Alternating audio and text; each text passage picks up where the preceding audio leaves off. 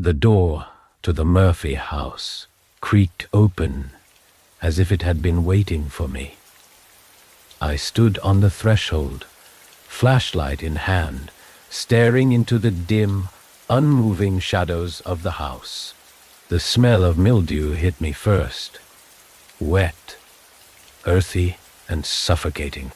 It clung to the air like a second skin, wrapping around me the moment I stepped inside. Hey, the walls groaned faintly, as though the house itself was alive, breathing, waiting. Everything inside was intact. The dining table was still set, the plates dusty, but otherwise undisturbed. A child's toy truck sat in the middle of the living room floor, its bright red paint peeling away. The silence was absolute, heavy, like the air just before a thunderstorm. It pressed against my ears, amplifying every creak of the floorboards under my boots, every rustle of fabric as I moved through the house. But it wasn't just the silence. Something about the house felt wrong. It wasn't empty, it was abandoned. There was a difference. The walls seemed to lean inward, almost imperceptibly, as if they were watching, listening. My pulse quickened, a faint unease creeping into the back of my mind. I told myself it was just nerves, the usual adrenaline that came with stepping into an unfamiliar, darkened space. But this felt deeper, heavier, like the house itself was holding its breath. I moved toward the kitchen first, the flashlight beam cutting through the stagnant air. The counters were cluttered with dishes, the sink filled with murky water that had long since stagnated. Above the sink, a window looked out into the overgrown backyard. The glass was dirty, smeared with something dark I didn't want to identify. That's when I noticed the marks on the walls. At first, I thought they were scratches. Long, jagged lines carved deep into the drywall. But as I stepped closer, I realized they weren't random. They formed patterns, symbols, spirals that overlapped and intersected in ways that made my head throb. Just looking at them, my fingers brushed against one of the grooves, and a faint jolt of cold shot through my hand. I recoiled instinctively, the flashlight beam shaking as I stumbled back. The silence deepened, the weight of it pressing harder against me. My breath sounded too loud, too sharp, echoing faintly in the enclosed space. The marks were everywhere, now that I was paying attention. On the walls, the furniture, even the ceiling. They weren't just carved. They were deliberate, purposeful, as though someone or something had been trying to send a message. The air grew colder as I moved deeper into the house, each step heavier than the last. The floorboards groaned beneath me, the sound echoing through the empty hallways. The sense of wrongness grew stronger, clawing at the edges of my mind. I could feel it now. The presence. I wasn't alone. Hi. The whispers started faintly, just at the edge of my hearing, like wind rustling through leaves. But there was no wind.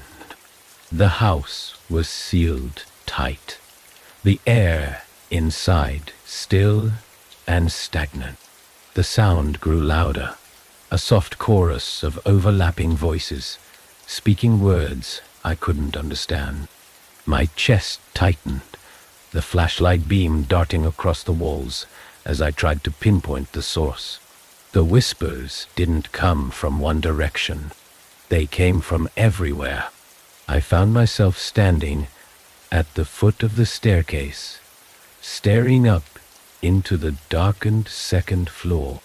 The marks were carved into the banister, their lines jagged and uneven, as though whoever had made them had been in a hurry or in pain. My hand gripped the rail tightly. As I climbed the stairs, the wood cold and rough beneath my fingers, the whispers followed me, growing louder with each step. The hallway at the top of the stairs was narrow and dark, the doors lining it all slightly ajar. My flashlight beam flickered as I moved forward, the faint hum of static filling the air. The first door led to a child's bedroom. The walls were painted a pale blue, now faded and peeling, with stickers of animals scattered across the surface. A small bed sat against the far wall, the sheets rumpled and covered in a thin layer of dust. On the floor lay a stuffed rabbit, its once white fur now gray and matted. The air here was colder, heavier, and I could feel the whispers pressing against my ears, growing sharper, more distinct. I turned back into the hallway, the light catching on something at the far end. A figure, tall and shadowed, standing still at the last door. My breath caught, and I froze, the flashlight trembling in my hand. The figure didn't move, didn't acknowledge me. It simply stood there, its presence filling the space like a shadow given weight. The whispers stopped abruptly, replaced by a low, guttural hum that resonated through the walls. My chest tightened as the figure turned slowly, its movements unnatural, jerky. It had no face, just a blank expanse where one should have been. And yet, I could feel its gaze, cold and unrelenting. My legs moved before my brain registered the action, carrying me back down the stairs, my breath coming in ragged gasps. The hum followed me, growing louder, more insistent, as though it were chasing me out of the house. I hit the front door with enough force to slam it open, stumbling out into the overgrown yard and collapsing onto the grass. The silence returned, heavier than before. The house loomed behind me, its windows dark and empty, but I could still feel it watching, waiting. The whispers echoed faintly in my ears, their words just out of reach, and I knew this wasn't over. The silence of the house followed me out into the yard, clinging to my skin like a second shadow. My pulse still hammered in my chest, my breath coming in shallow gasps as I stared at the house, its dark windows like empty eyes watching my every move. The whispers had stopped, but their presence lingered, threading through the stillness and settling deep in my bones. I turned away, my flashlight trembling in my grip as I scanned the overgrown yard. The tall grass swayed faintly in a breeze I couldn't feel, the motion too rhythmic, too deliberate. The faint scent of decay hung in the air, sharper now, mingling with the damp earth and mildew that seemed to permeate everything in this place. My feet carried me toward the edge of the yard, where the grass gave way to the dense, tangled tree line of the forest. The trees rose like sentinels, their branches twisting together to form an almost impenetrable canopy. Even in the faint light of the moon, the forest seemed impossibly dark, the shadows pooling between the trunks like ink. The air was colder here, heavy with a stillness that pressed against my ears and made my own breathing sound too loud. My instincts screamed at me to turn back, to get in my car and leave Black Hollow far behind.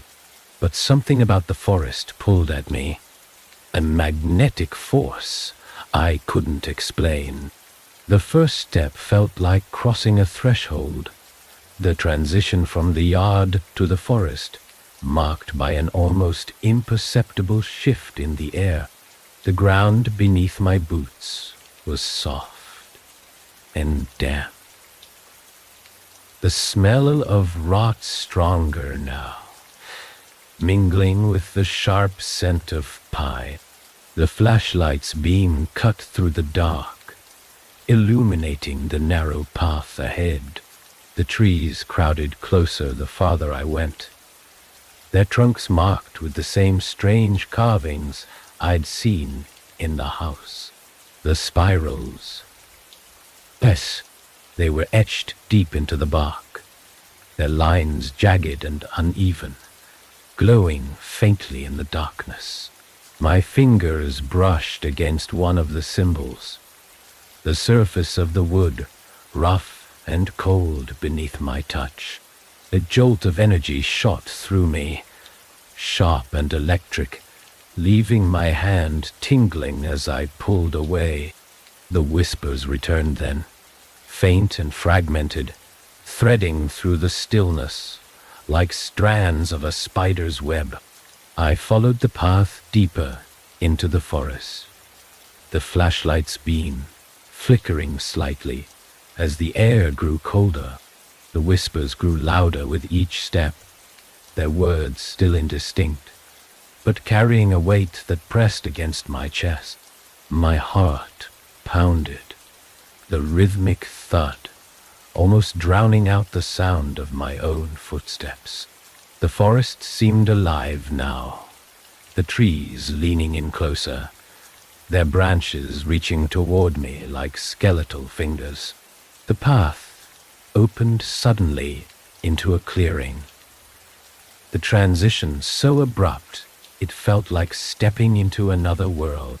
The ground here was bare, the soil blackened and cracked, as though something had burned it from below.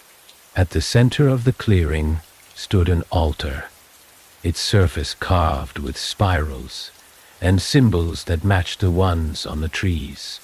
The stone glowed faintly, the light pulsing in time with the whispers that now surrounded me. I approached cautiously, my legs trembling beneath me. The flashlight beam steady but dim. The air around the altar was colder, sharper, cutting into my skin like shards of ice.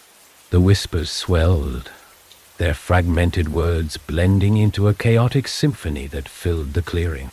And then, as I reached the edge of the altar, they stopped. The silence was immediate and overwhelming, pressing against my ears and making my head spin. The ground beneath me felt unstable, the faint vibration running through it almost imperceptible but impossible to ignore. I placed a hand on the altar's surface, the stone colder than anything I'd ever felt. The carvings glowed brighter at my touch, their light spilling across the clearing and casting long, jagged shadows on the surrounding trees. The whispers returned, louder now, their words sharper and more distinct. They spoke in a language I didn't recognize, but the meaning was clear, sinking into my mind like a blade. It's awake. The ground beneath the altar cracked, a deep, resonant groan that vibrated through my chest. My breath caught as the light from the carvings flared, illuminating the clearing in a sickly green glow. The trees around me seemed to move, their branches twisting and writhing, as though alive. And then I saw it. A shadow moved at the edge of the clearing, its form tall and impossibly thin, its movements fluid and unnatural. My flashlight beam caught it for only a moment, and in that moment, my stomach dropped. Its face, or the absence of one, was a blank void, a darkness deeper than the night around it. It didn't move closer, but I could feel its gaze, cold and unrelenting, piercing through me. The mark on my hand burned, the pain sharp and searing, as though the spiral had been branded into my skin. The light from the altar pulsed in time with the burning, each flash brighter and more blinding than the last. The shadow didn't move, but the forest around me did, the trees groaning as their branches twisted together, forming a cage that closed in on the clearing. The whispers rose to a crescendo, their words overlapping and chaotic, filling the air with their impossible weight. My knees buckled, and I fell to the ground, the flashlight slipping from my grasp and rolling away. The mark on my hand flared brighter, the light spilling outward and casting the shadow in stark relief. It was closer now. It was et deum it deadly. I scrambled backward, my breath coming in ragged gasps, as the ground beneath me cracked and splintered. The altar glowed brighter, the symbols on its surface shifting and writhing as though alive. The shadow tilted its head, its movements slow and deliberate, and the whispers fell silent once more. The voice that followed wasn't a whisper. It was deep, resonant, and impossibly loud, filling the clearing and vibrating through my bones. You should not have come. The voice reverberated through the clearing, a sound so deep it felt like it was inside my chest, pressing against my ribs. My pulse quickened, my breath catching in my throat as the shadow remained motionless. Its blank face angled slightly toward me. The mark on my hand burned fiercely now, its light casting jagged shapes across the cracked earth, illuminating the twisted branches of the trees that loomed overhead. I tried to move, to crawl backward, but my legs refused to obey. My hands pressed into the cold, damp soil, trembling as the voice came again, sharp and cutting, slicing through the silence. You woke it. The words were not an accusation. They were a statement, heavy with certainty and finality. The shadow tilted its head further, the movement unnatural, jerky, like a puppet whose strings had been pulled too tight. The carvings on the altar flared brighter, their greenish light pulsating in time with the low hum that now filled the air. I managed to pull myself upright, my legs shaking as I forced myself to stand. My flashlight lay several feet away, its beam pointing uselessly into the dark woods beyond the clearing. The shadow didn't move, but the forest itself seemed alive, the trees groaning as their branches twisted and writhed. The ground beneath the altar cracked again, the sound sharp and violent, like ice splitting on a frozen lake. I flinched, my gaze darting to the fissures that spider-webbed outward from the stone. Faint glow seeped through the cracks, casting an eerie, otherworldly light across the clearing. The whispers returned, faint and fragmented, threading through the air like 1,000 voices speaking at once. The shadow took a step forward. It didn't walk. It didn't glide. It moved in a way that defied explanation, its form flickering and bending, as though reality itself warped around it. My chest tightened, panic clawing at my throat as I stumbled back, the burning mark on my hand spreading its cold fire up my arm. The whispers grew louder, their fragmented words piecing together into something that resembled language. I couldn't understand it, not fully, but I felt the meaning deep in my bones. The message was clear. It's awake. It's hungry. You must answer.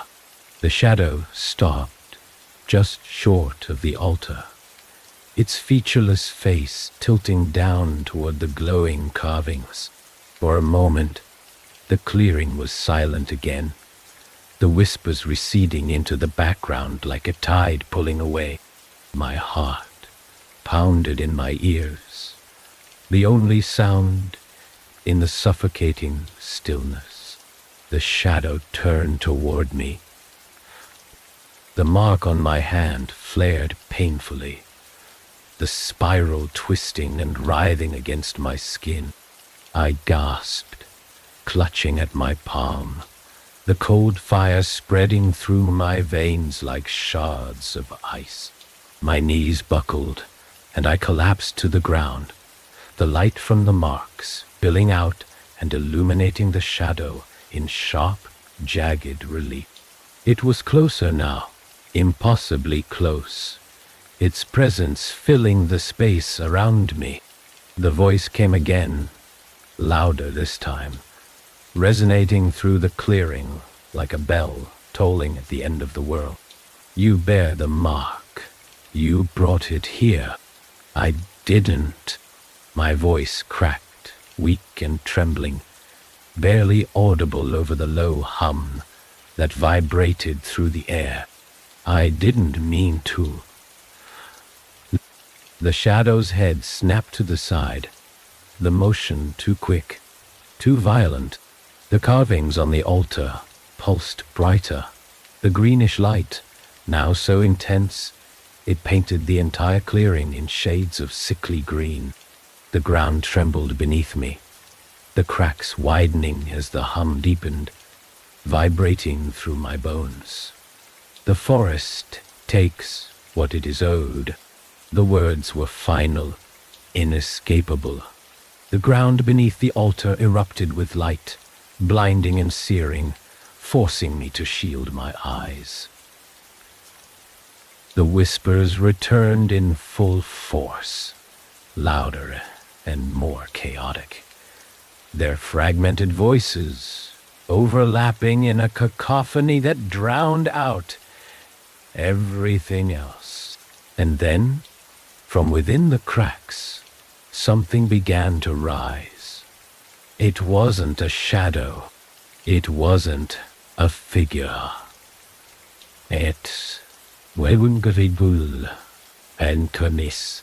It was a presence, a mass of writhing, shifting darkness that seemed to pull the very light out of the air. Its form was impossible to comprehend. Its edges blurred and fluid, like smoke and oil twisting together in a storm. The carvings on the altar flared one last time, and then the stone shattered, the sound like thunder splitting the earth. The whispers stopped abruptly, leaving a silence so complete it felt like the world itself had stopped breathing. The shadow turned back toward the mass of darkness, its blank face tilting upward as though in reverence. The thing that had risen from the cracks loomed over the clearing, its presence suffocating, pressing down on me like a weight I couldn't escape. My vision blurred, my thoughts fracturing under the sheer enormity of it. The mark on my hand burned brighter than ever, its light dim in comparison to the thing that now filled the clearing. The voice returned, impossibly loud, echoing through my mind. The door has opened. The forest erupted with motion. I continue, unlace. The trees bent and twisted, their branches snapping and splintering as the ground beneath me shifted violently. The shadow moved toward me, its form flickering and unstable. But I couldn't move. I couldn't breathe. The whispers rose again, their chaotic symphony filling the clearing as the thing from the cracks began to move. It wasn't fast. It didn't need to be. Its presence alone was enough to paralyze me, to hold me in place as the shadow reached out, its featureless hand extending toward me. The mark on my hand flared one final time, the pain searing through me as the world dissolved into light and shadow. The last thing I saw before everything went dark was the altar, its shattered remains glowing faintly as the thing above it consumed everything else. The light faded, leaving me gasping for air, my knees pressing into the cold, cracked earth of the clearing. The oppressive silence that followed felt worse than the whispers, worse than the hum. It was suffocating, stretching out endlessly, wrapping around me like a shroud. My chest heaved as I tried to steady my breathing, but the weight of the forest pressed down on me, heavier than ever. The altar was gone, reduced to jagged pieces scattered across the clearing. The symbols that had glowed so brightly moments ago were now faint, etched into the ground like scars. The cracks beneath the altar still glowed faintly, a sickly green light that pulsed in time with the pounding of my heart. The presence was still there. I could feel it, just out of sight, lurking in the shadows that surrounded the clearing. It hadn't left. Whatever had risen from the earth hadn't retreated. It was watching, waiting. My hand throbbed painfully, the mark burning against my palm like a brand. I glanced down at it, the spiral twisting and pulsing faintly, its glow sickly and unnatural. It wasn't just a mark anymore. It was alive, connected to whatever lay beneath the earth, to the thing that had risen from the cracks. My stomach churned as I clutched my hand, the cold radiating up my arm and into my chest. I needed to leave. My legs were weak, trembling as I forced myself to stand. The clearing seemed larger now, the trees farther away, their twisted branches reaching higher into the dark sky. The air felt colder, sharper, cutting into my lungs with every breath. I took a shaky step toward the tree line, my flashlight barely cutting through the darkness.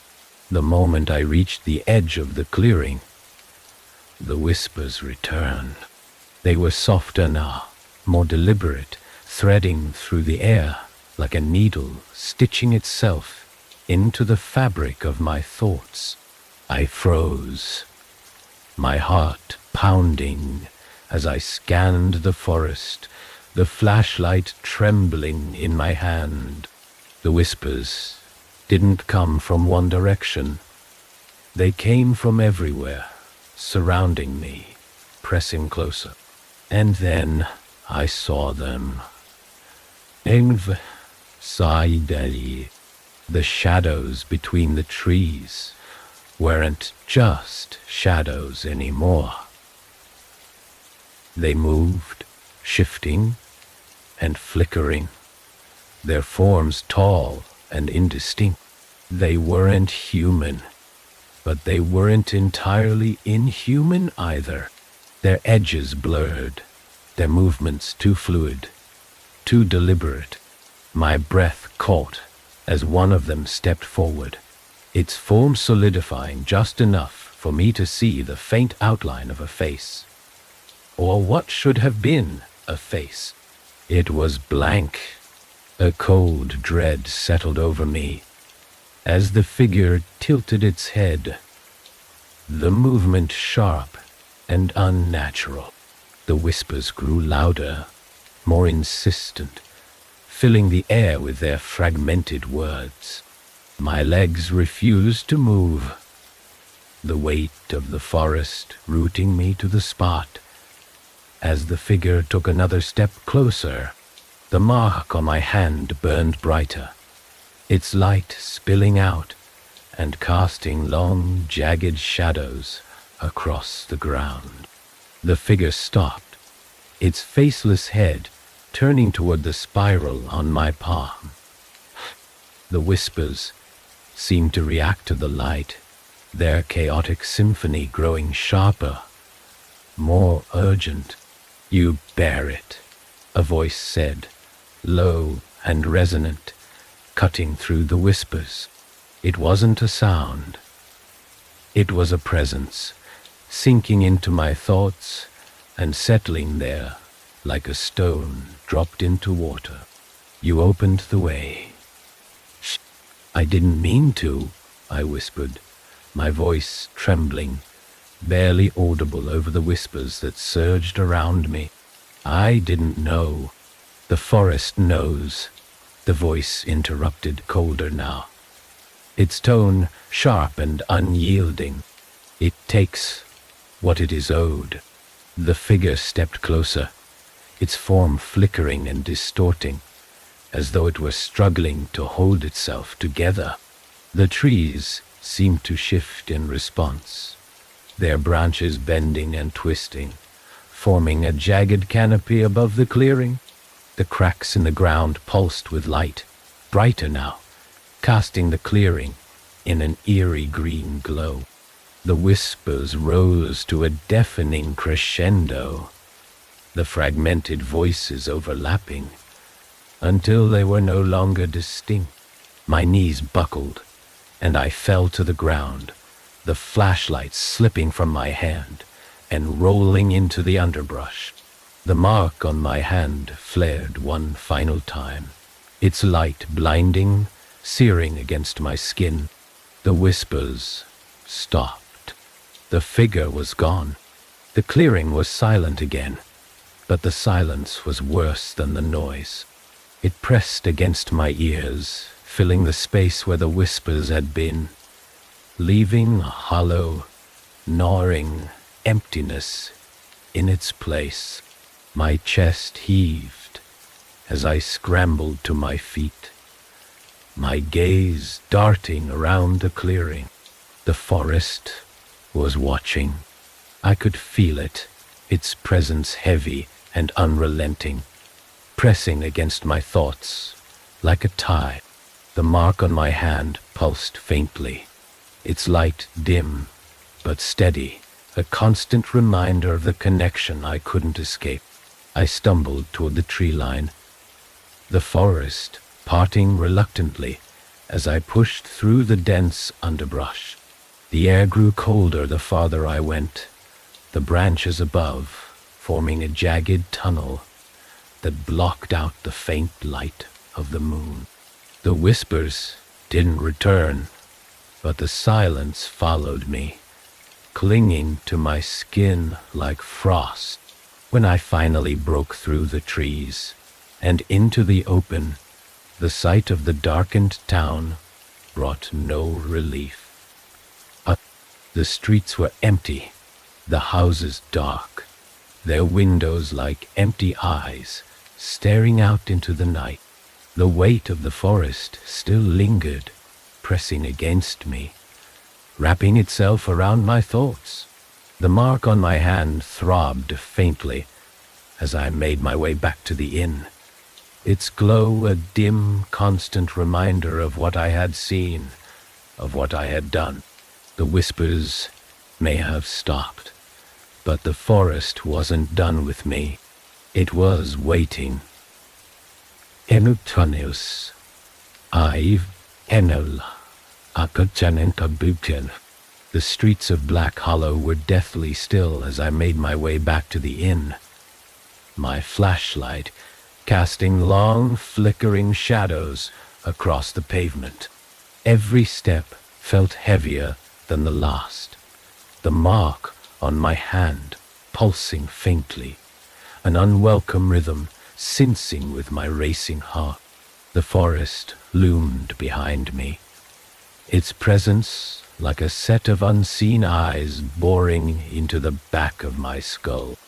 I wanted to believe I'd left it behind, that the shadows, the whispers, the thing I'd seen were confined to the trees.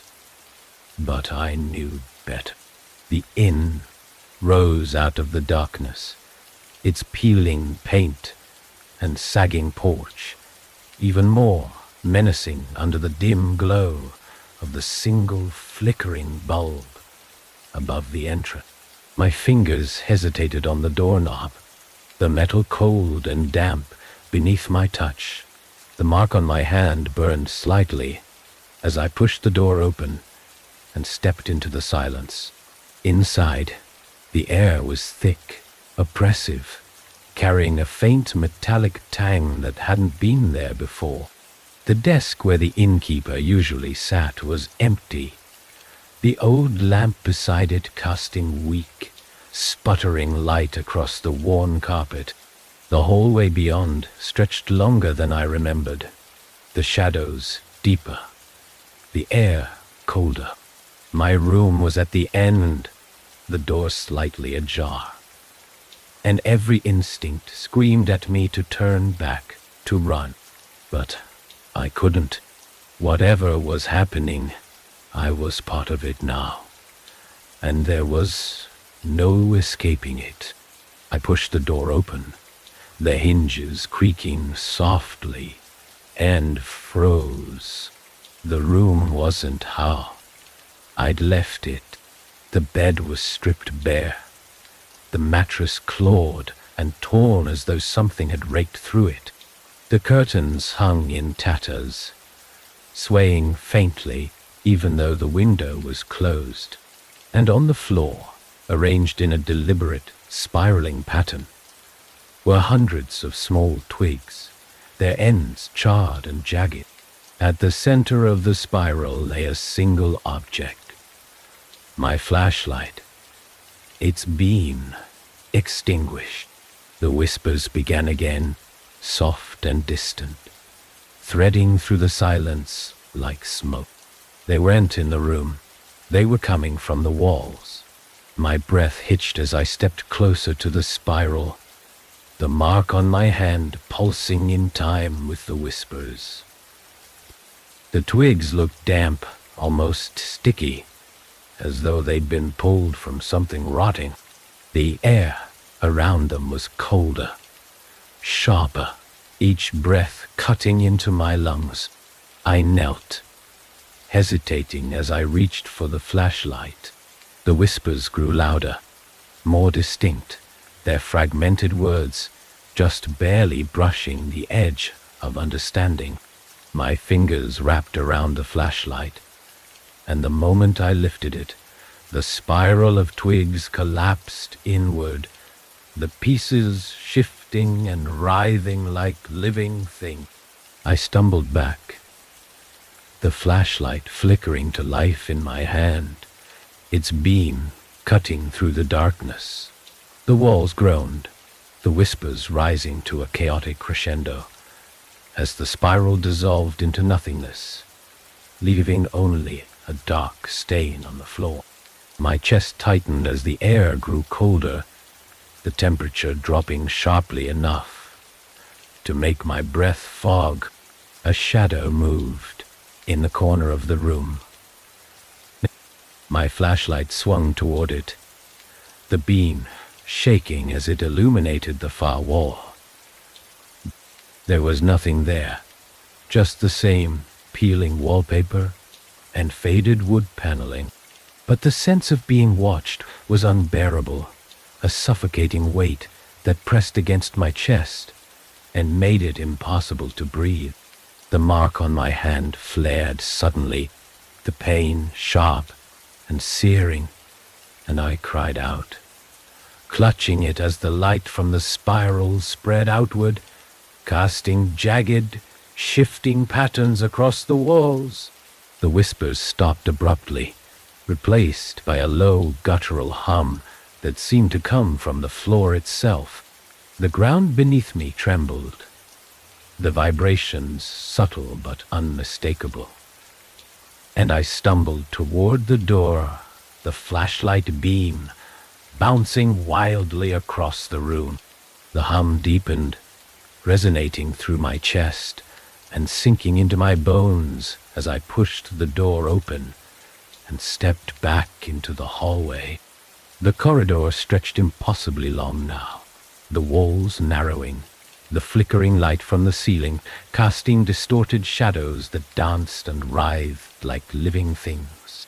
My footsteps echoed unnaturally, the sound doubling back on itself, overlapping until it felt like someone or something was walking behind me. I didn't dare look back. The whispers returned as I reached the end of the hallway, their fragmented words clearer now, though still just beyond my understanding. They weren't coming from the walls anymore. They were coming from me, threading through my thoughts, pulling at the edges of my mind.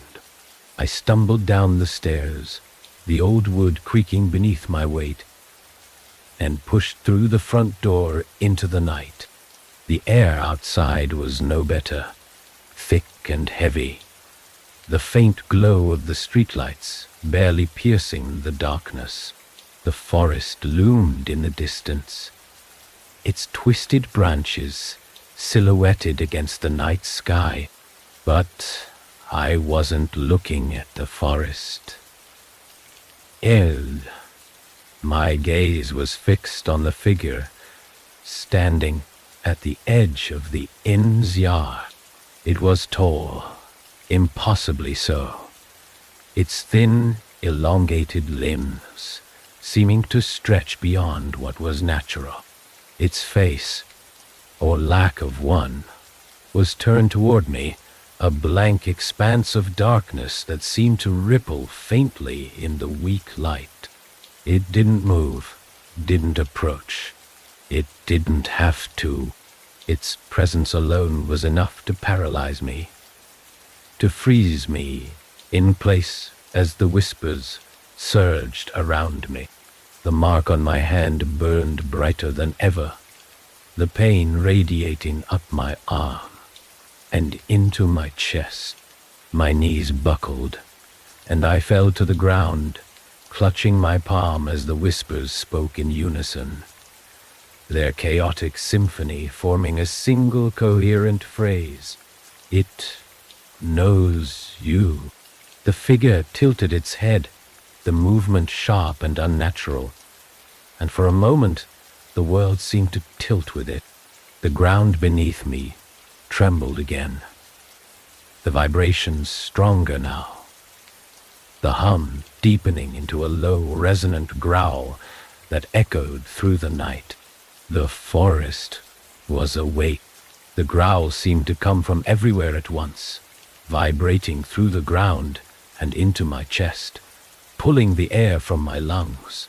The figure at the edge of the yard didn't move, its faceless void tilting slightly, as if observing me. The mark on my hand flared again, brighter than before, and I doubled over, clutching it as the cold fire coursed up my arm, spreading into my shoulder and chest. The whispers surged louder, sharper, threading through the air and stabbing into my thoughts. My knees hit the ground, the damp earth pressing against my palms as the world around me twisted and shifted. The trees in the distance swayed violently, their branches snapping and writhing as if alive. My flashlight rolled from my grip, its beam flickering weakly before going dark. I forced myself to look up, my body trembling as the figure took a step forward. Its movements were jerky, unnatural, like a puppet pulled by invisible strings. Each step it took seemed to stretch the space around it, the distance between us shrinking far too quickly. My heart pounded, the sound deafening in my ears, as the whispers condensed into a single, resounding word. Come, wa. Riuv telai te. The word didn't just echo in the air. It echoed in me, vibrating through my skull and rooting itself in the deepest part of my mind. I tried to move, to crawl backward, but the weight of its presence pressed me into the ground, pinning me in place. The figure stopped, just a few feet away, its towering form casting a shadow that swallowed the weak light of the street lamps. The mark on my hand pulsed again, its glow casting jagged patterns across the ground. The figure raised a long, thin arm, its spindly fingers pointing toward the forest. My breath hitched as the shadows at the edge of the trees began to move, shifting and writhing as though something enormous was stirring just beyond the reach of the light. The hum returned, deeper and more resonant, filling the air with its oppressive weight. The ground beneath me trembled, the cracks spreading outward like veins, glowing faintly with the same sickly green light I'd seen in the clearing. My mind raced, every instinct screaming at me to run, but my body refused to respond. The figure lowered its arm, and the whispers shifted, their fragmented voices blending into something that felt almost coherent. My vision blurred, the world around me tilting and twisting as the mark on my hand burned colder, sharper. The forest takes what it is owed, the voice said, low and resonant, cutting through the chaos. The figure stepped closer, its faceless void bending down toward me. I tried to pull away, my hands scrambling against the damp earth, but the air around it felt solid, unyielding, trapping me in place. Its presence sank into me, pressing against my chest, wrapping around my thoughts like a vice.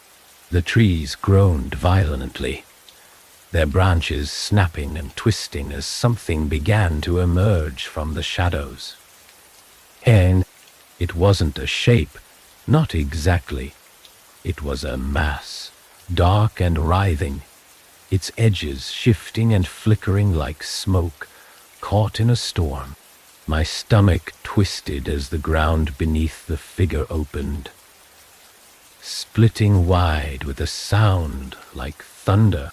The green light flared, spilling out and casting the entire yard in its unnatural glow. The figure turned back toward the forest, its spindly form stepping over the widening fissure. The whispers grew louder, more chaotic, their words overlapping in a cacophony that drowned out my thought. My vision blurred, the world tilting as the fissure spread toward me, the light within pulsing in time with the mark on my hand. The forest moved. Its branches shifted and coiled, forming an impossible jagged canopy that blocked out the sky. The ground beneath the trees cracked and groaned, and from within the darkness, something began to rise. It was massive, its form indistinct, but undeniably alive, its presence suffocating.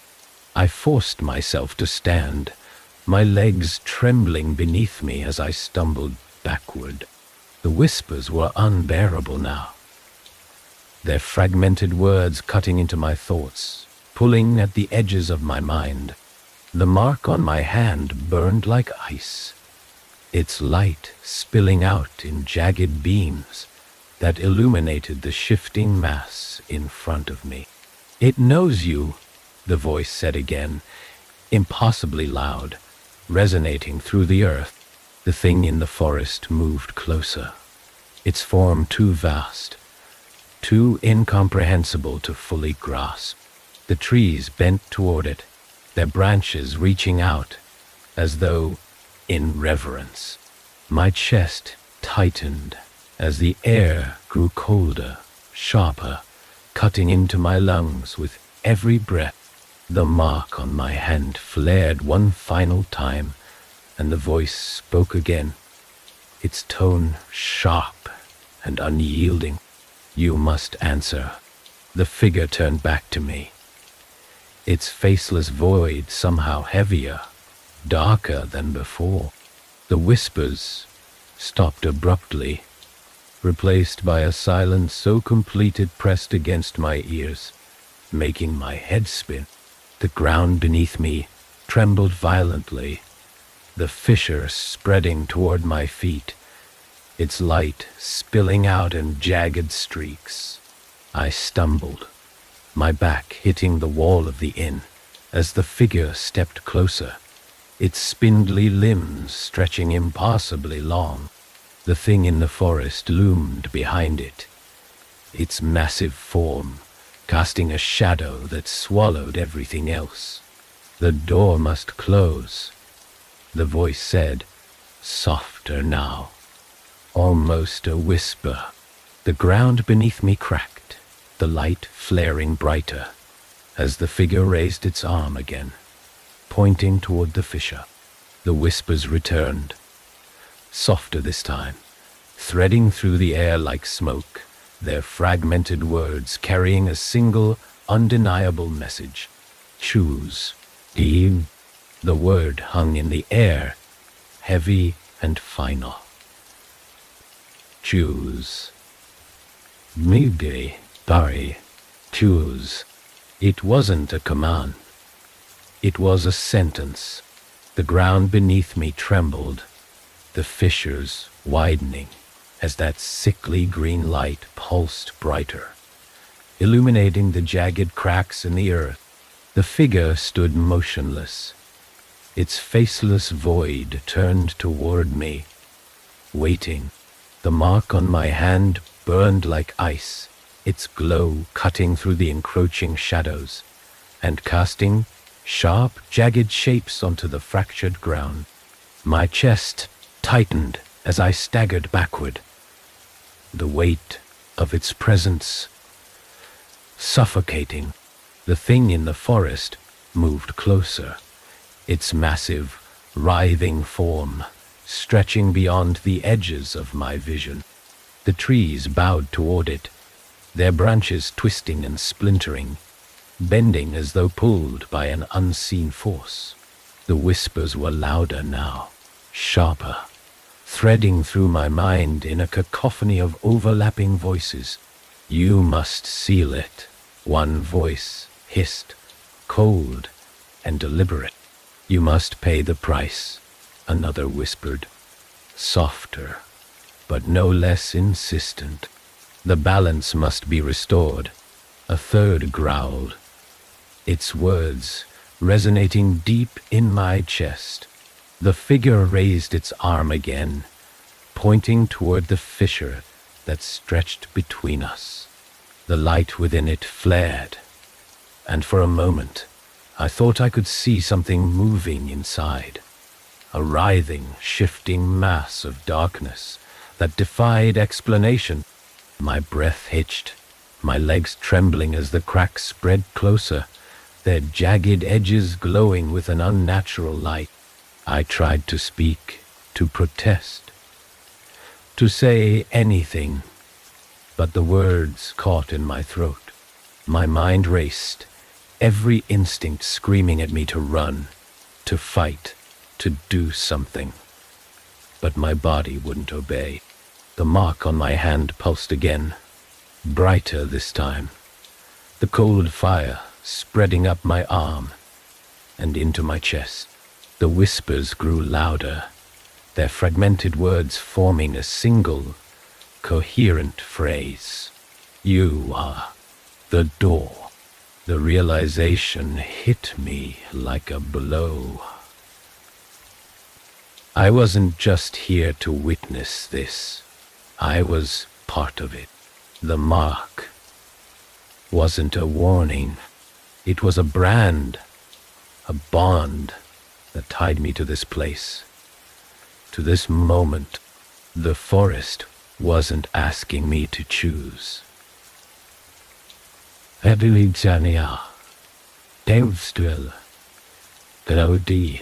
It had already chosen for me. The fissure opened wider, the ground shaking violently as the light within it flared brighter. The thing in the forest loomed closer, its presence pressing against my thoughts, pulling at the edges of my mind. The figure remained still, its faceless void tilted slightly, its spindly form silhouetted against the blinding light. The door must close, the voice repeated, low and resonant, cutting through the chaos. The mark on my hand burned painfully, its glow spilling out and casting jagged beams across the fractured earth. I clutched my palm, the cold fire spreading through my veins, my breath coming in short, ragged gasps. The whispers surrounded me, pressing in from all sides, their voices overlapping in a chaotic symphony that drowned out everything else. I stumbled toward the fissure, my legs trembling beneath me. The light within it pulsed brighter, the shadows around it shifting and twisting as though alive. The figure stepped back, its motion sharp and deliberate, leaving only the gaping maw of the earth before me. The ground beneath me cracked again, the vibrations strong enough to knock me to my knees. My hands hit the cold, damp earth, the mark on my palm flaring one final time as the voice spoke again, softer now, almost gentle. Seal it. I didn't have a choice. The forest had already decided. The price had to be paid, and I was the only one left to pay it. My chest heaved as I crawled forward, the cold from the mark sinking into my bones, wrapping around my heart like a vice. The fissure stretched wide before me, its depths illuminated by that pulsing, sickly green light. The whispers fell silent as I reached the edge, replaced by the low, resonant hum that vibrated through the air. The thing in the forest stopped moving, its massive form looming in the distance, watching. The mark on my hand pulsed again, and the light from the fissure surged upward, blinding and all-consuming. I closed my eyes, my body trembling, as the cold fire from the mark engulfed me completely. The whispers returned, faint and fragmented, threading through my thoughts one last time. It is done. The door is sealed. You are the balance. The ground beneath me shifted, the cracks closing with a low, rumbling groan. The light from the fissure dimmed, fading into the darkness as the forest fell silent once more.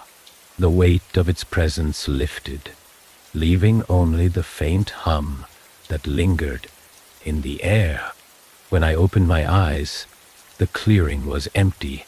The figure was gone, the fissure sealed, and the mark on my hand was nothing more than a faint scar. The forest was still, the trees standing tall and unmoving, their twisted branches silhouetted against the faint light of the moon. But the air was heavy, charged, as though the forest was still watching, still waiting. The whispers were gone, but their absence felt louder than their presence. The weight of what I'd done, what I'd become, settled over me, a cold, unrelenting truth that I couldn't escape. The balance had been restored. The door had been sealed. But the forest wasn't gone. And neither was I. Emodelen soon styrdikel. And neither was I.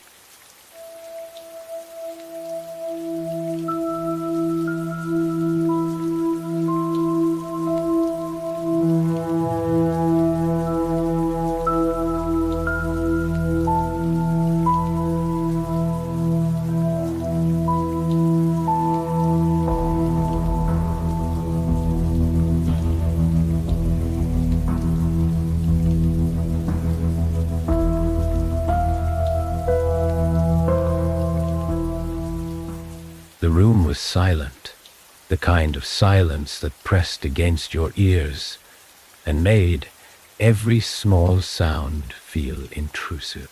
The air was thick, stale, carrying a faint metallic tang that stuck to the back of my throat. My flashlight trembled in my hand as I scanned the space.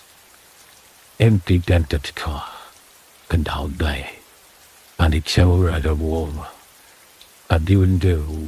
The walls were marked with symbols I couldn't understand. Spirals, jagged lines, and intersecting shapes that seemed to ripple faintly under the weak beam of light.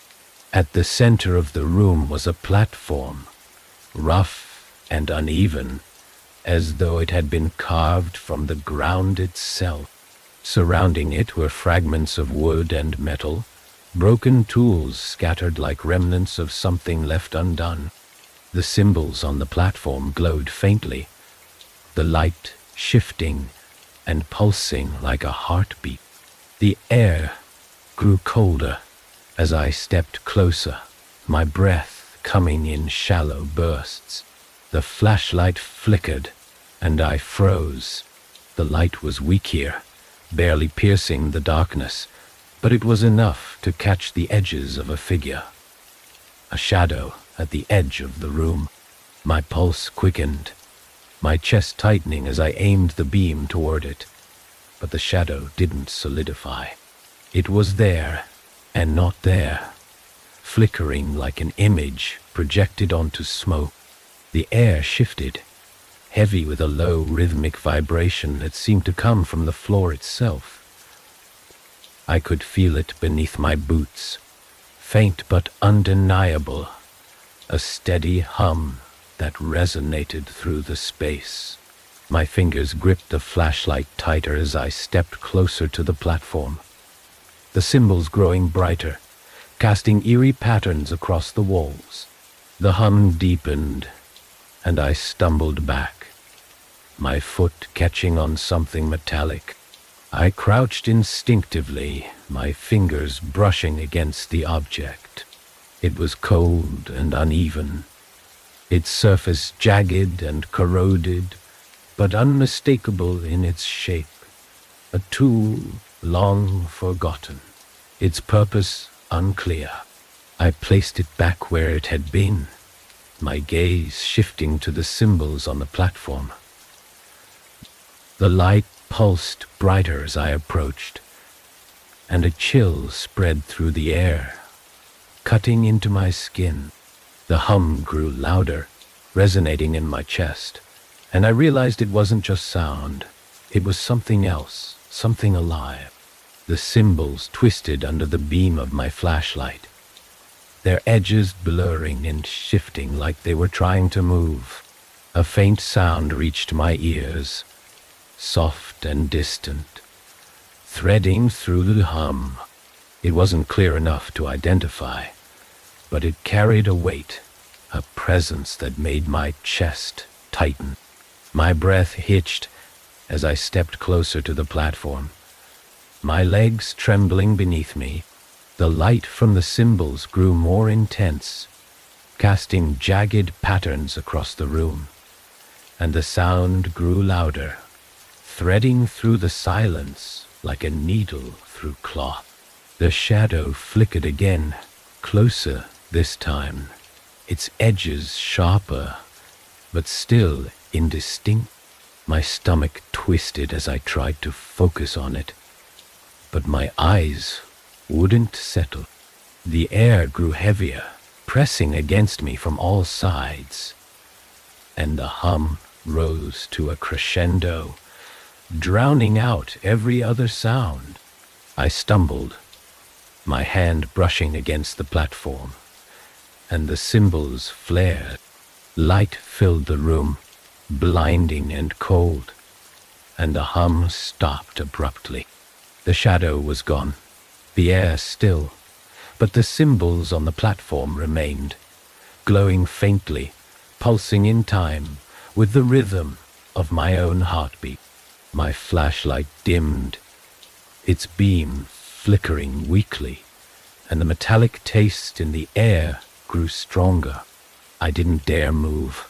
The silence was oppressive, suffocating, and the faint glow of the symbols seemed to seep into the air, wrapping around me like smoke. My eyes scanned the room, searching for any sign of movement, but the space was empty. The shadow, the vibration, the sound, all gone, leaving only the faint pulse of the symbols. Something about the light felt wrong. It wasn't natural. It was alive, its rhythm syncing with my breathing, my heartbeat, my thoughts. My legs felt heavy, rooted to the ground, and my hand tingled where it had touched the platform. The air grew colder still, and I knew, deep down, that whatever this was, it wasn't over. The hum returned, softer this time, threading through the silence like a memory. I turned toward the doorway, my flashlight trembling in my grip, and took a cautious step back. The light from the symbols dimmed as I moved, their glow fading into the darkness, but I could still feel them, pulling at me, calling me back. I didn't stop to look behind me. The air was heavy with something unspoken, and the shadows at the edges of the room seemed to shift as I moved. My flashlight flickered one last time before going dark, leaving me alone in the suffocating quiet. The air outside was sharp, biting against my skin as I stepped away from the warehouse. My legs felt unsteady, my body weighed down by an exhaustion that wasn't entirely physical. The faint light of my flashlight flickered weakly in my hand, but I barely noticed. My mind raced, the lingering hum from the platform still reverberating in my chest, like an echo that refused to fade. The streets were empty, the town shrouded in an unnatural quiet. Even the distant sound of wind in the trees seemed to have vanished, replaced by a silence that pressed against my ears. The warehouse loomed behind me, its jagged outline stark against the night sky. I kept walking, each step pulling me farther from that suffocating darkness. But the weight of it clung to me, an invisible tether that wouldn't let go. When I reached my room, the key slipped in my trembling hand as I fumbled with the lock. The hallway beyond was dimly lit, the bulb overhead buzzing faintly, its light casting uneven shadows across the walls. My hand hovered on the doorknob for a moment, the mark on my palm tingling faintly, before I finally pushed the door open and stepped inside.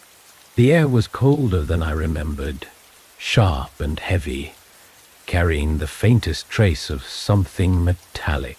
The room itself hadn't changed, bed unmade, papers scattered across the desk, but it felt different now, as though the walls had leaned closer in my absence. I set the flashlight down on the desk and sank into the chair, my head in my hands, trying to shake the image of the platform from my mind, but it wouldn't leave. The glow of the symbols, the way they pulsed in time with that low, unrelenting hum, was burned into the back of my eyelids. Every time I closed my eyes, I saw them twisting and shifting, their jagged lines carving themselves deeper into my thoughts. The mark on my palm flared suddenly, a sharp jolt of cold that shot up my arm. I gasped, clutching my hand as the spiral etched into my skin glowed faintly in the dim light. The pain wasn't searing. It was icy, spreading through my veins like frost, numbing and heavy. I turned my hand over, staring at the mark as it pulsed faintly, its rhythm matching the hum that still lingered in my chest. The shadows in the room shifted. I froze, my breath catching as my eyes darted toward the far corner. It was subtle, almost imperceptible, but the shadows seemed to ripple, their edges blurring as though they were alive. My chest tightened, and I grabbed the flashlight, its weak beam cutting through the darkness. Nothing moved. The corner was empty, the shadows still, but the sense of being watched was suffocating. My fingers tightened around the flashlight, the metal cold and unyielding against my palm. The hum in my chest grew stronger, louder, as though it were reacting to something just beyond my sight. And then the whispers began, soft at first, faint and fragmented, threading through the silence like a breeze that wasn't there. The words were indistinct, layered, overlapping in a way that made it impossible to understand them. But the tone was unmistakable. It wasn't a voice, it was many, blending together into a symphony of unease that pressed against the edges of my thoughts. I stood slowly, the chair scraping against the floor. As I backed away from the desk, the whispers grew louder, sharper, the fragmented words forming patterns that I couldn't quite grasp. My chest heaved, the hum in my chest syncing with the rhythm of the whispers, pulling me toward the door. The hallway was darker than before, the light overhead flickering faintly, casting uneven patterns across the walls. The whispers followed me, threading through the air, their tone insistent, as though they were pulling me towards something I couldn't see. The mark on my hand burned brighter, its glow spilling out and casting faint patterns across the walls as I moved. Till the stairs creaked beneath my weight as I descended, each step feeling heavier than the last. The whispers were louder now, no longer fragmented, their words overlapping but distinct. My ears strained to make sense of them, but they seemed to slip away the moment I thought I understood. When I reached the front door, the whispers stopped. The silence that followed was worse. It pressed against my ears, filling the space left behind by the whispers, leaving a hollow, deafening void. The hum in my chest grew louder, sharper, resonating through my bones as I stepped outside into the night. The town was empty, its streets bathed in faint moonlight that did little to dispel the darkness. The air was colder, heavier, wrapping around me like a second skin as I moved toward the warehouse. I didn't want to go back. I needed to. The mark on my hand pulsed insistently, pulling me forward like a beacon, its cold fire spreading through my veins with every step. The warehouse loomed ahead, its jagged silhouette cutting into the night sky. The door was still open, the darkness inside stretching outward, swallowing the faint light of my flashlight as I stepped inside. The air was thicker here, sharper, carrying that same metallic tang that clung to the back of my throat. The platform was as he'd left it, the symbols on its surface glowing faintly, their light casting jagged shadows across the walls. The hum returned as I approached, louder now, resonating through the room and sinking into my chest. The whispers followed, threading through the air like smoke, pulling at the edges of my thoughts. The mark on my hand burned brighter, its glow spilling out and illuminating the platform as I reached it. The symbols flared in response, their light blinding for a moment before dimming to a steady pulse. The hum deepened, vibrating through the floor and into my bones, and the whispers spoke in unison, their fragmented voices blending into a single chilling command. The door must open. The hum grew louder, vibrating through my chest and rattling my thoughts. The symbols on the platform pulsed in sync, their glow casting jagged shadows across the room. I couldn't move, my legs rooted to the ground, as though the air itself had turned solid around me. The whispers didn't fade this time. Anyway, they surged, rising and falling like waves, their fragmented words threading through my mind and pulling at the edges of my sanity.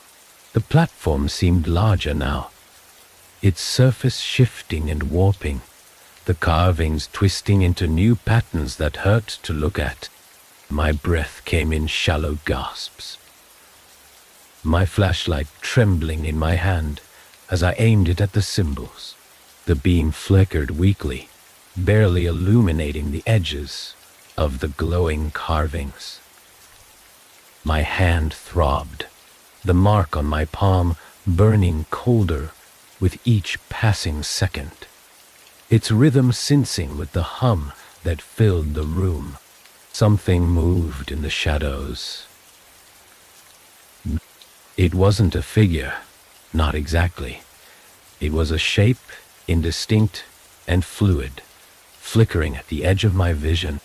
My pulse quickened, a cold sweat breaking out across my skin as I turned the flashlight toward it. The light cut through the darkness, revealing nothing but the uneven walls and the faint, shifting glow of the symbols. But the feeling didn't leave. The weight of the presence pressed against me, heavy and suffocating, wrapping around my chest like a vise. The whispers shifted, their tone sharper now, more insistent. I couldn't understand the words, but the urgency was clear. They weren't just calling to me, they were commanding me. The mark on my hand flared painfully, and I stumbled forward, my feet dragging across the cold, uneven floor. The platform loomed ahead, the light from its carvings spilling out and staining the surrounding darkness.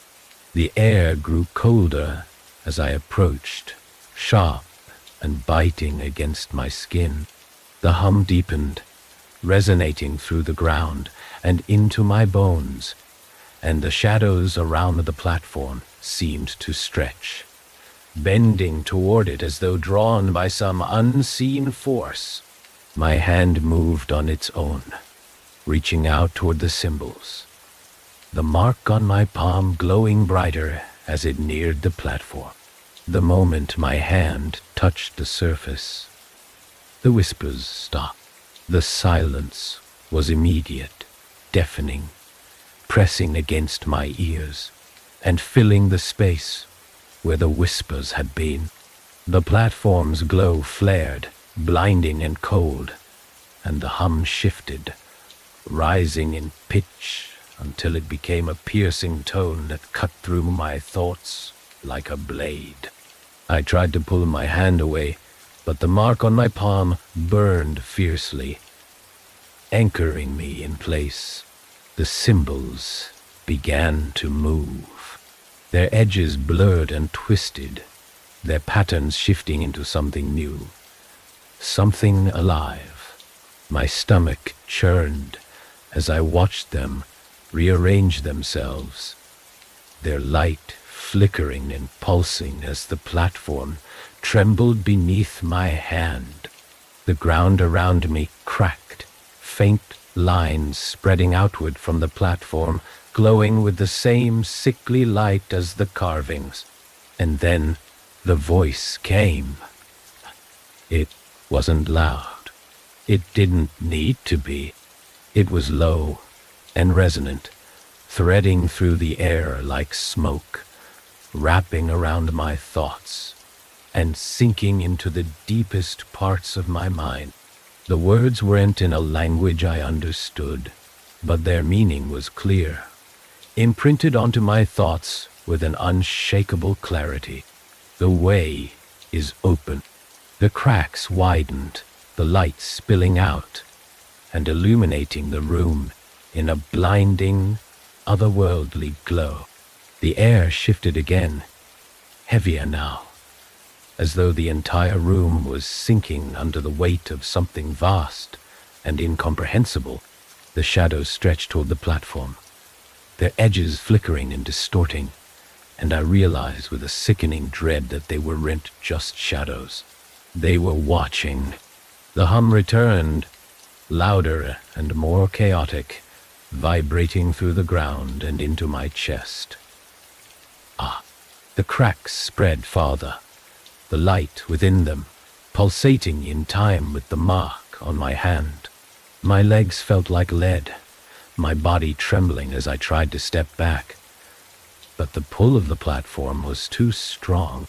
The voice came again, clearer this time, resonating through the room with an undeniable authority.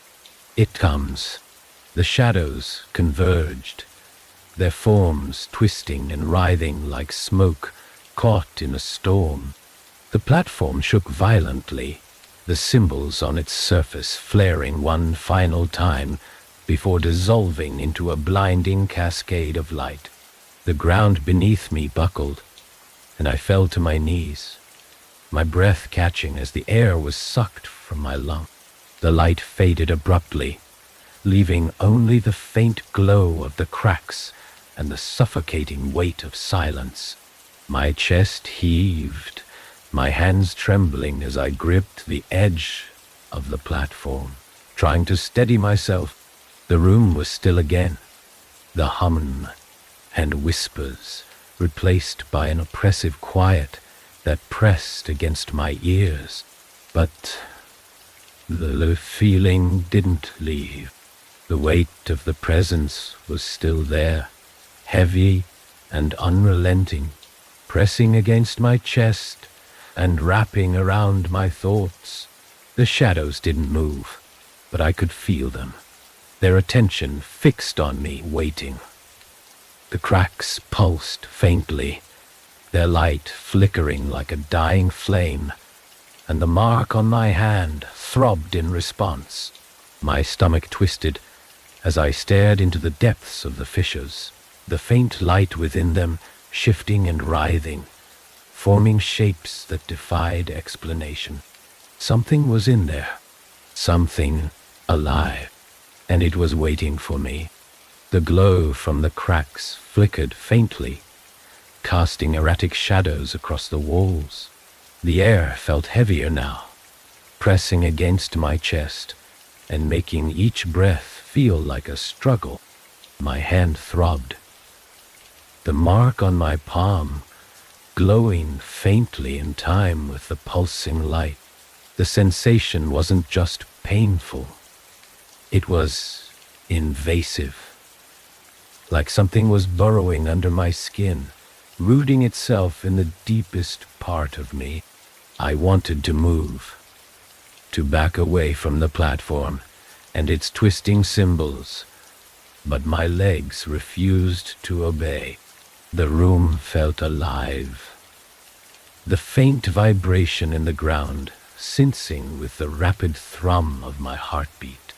The presence in the air was undeniable now, coiling around me like a living thing, its weight suffocating. The cracks glowed brighter for a moment, the light within them writhing, shifting, as if something beneath the surface was trying to escape. The whispers returned, soft and insistent, threading through the silence. Their fragmented words overlapped, blending into a chaotic symphony that pressed against the edges of my thoughts. The meaning was unclear, but the urgency was unmistakable. I gripped the edge of the platform, my knuckles white as I tried to steady myself. But the mark on my hand flared again, the cold fire spreading up my arm. The cracks widened, the light spilled out in jagged beams, illuminating the room in a sickly glow that seemed to shift and pulse like a heartbeat. The hum grew louder, deeper, vibrating through the floor and into my chest, sinking into my bones. My breath came in shallow gasps as I stared at the fissures, the shapes within them twisting and writhing like smoke trapped beneath the surface. And then I saw it. A hand, or something that resembled a hand, emerged from the largest crack, its long, spindly fingers clawing at the edge of the fissure. The skin was translucent, stretched too tightly over bones that didn't quite match human anatomy, and the glow from the cracks seemed to seep through it, casting faint shadows across the floor. My chest tightened as the hand pulled itself upward, revealing an arm, then a shoulder, and then a head. It wasn't human. The shape was close enough to be recognizable, but the details were wrong, stretched too far, bent at angles that made my stomach twist. Its face, if it could be called that, was smooth and featureless, save for the faint spirals etched into its surface, glowing faintly in the dim light. It moved slowly, deliberately, its head tilting slightly, as if it were looking at me, though it had no eyes to see. The whispers surged, louder now, their fragmented words blending into something almost coherent. My pulse quickened as the figure rose fully from the fissure, its spindly limbs moving with an unnatural fluidity. It stood motionless for a moment, its featureless face turned toward me, and then it stepped forward. The ground trembled beneath its weight, the cracks spreading farther as the light within them pulsed brighter. My legs finally obeyed, and I stumbled back, my flashlight slipping from my grasp and clattering to the floor. The beam flickered weakly, casting erratic shadows across the room. As the figure advanced, its movements slow but purposeful, the whispers shifted, their tone sharper now, more commanding. The figure stopped a few feet away, its towering form casting a long, jagged shadow across the platform. The mark on my hand burned fiercely, and the light from the spirals carved into the figure's face grew brighter in response. I clutched my palm, my breath hitching as the cold fire spread through my chest, sinking into my heart like ice. The hum deepened, resonating through the air, and the whispers rose to a deafening crescendo. My vision blurred, the edges of the room dissolving into darkness as the light from the cracks flared one final time. The figure raised an arm, its spindly fingers pointing toward the platform, and the whispers fell silent. The voice that followed wasn't loud, but it carried a weight that pressed against my thoughts, sinking into the deepest part of my mind. You brought this. The words cut through me like a blade, sharp and unrelenting. My knees buckled, and I fell to the ground, the cold from the mark spreading through my veins. The figure didn't move, but its presence filled the room, heavy and suffocating, wrapping around me like a shroud. The light from the cracks pulsed again, brighter and sharper, illuminating the spirals etched into the platform. The voice spoke again, louder this time, resonating through the air. The seal is broken. The cracks beneath the platform erupted with light, the ground trembling violently as the fissures spread farther. The shapes within them writhed and twisted, their movements chaotic and frenzied, like smoke caught in a storm.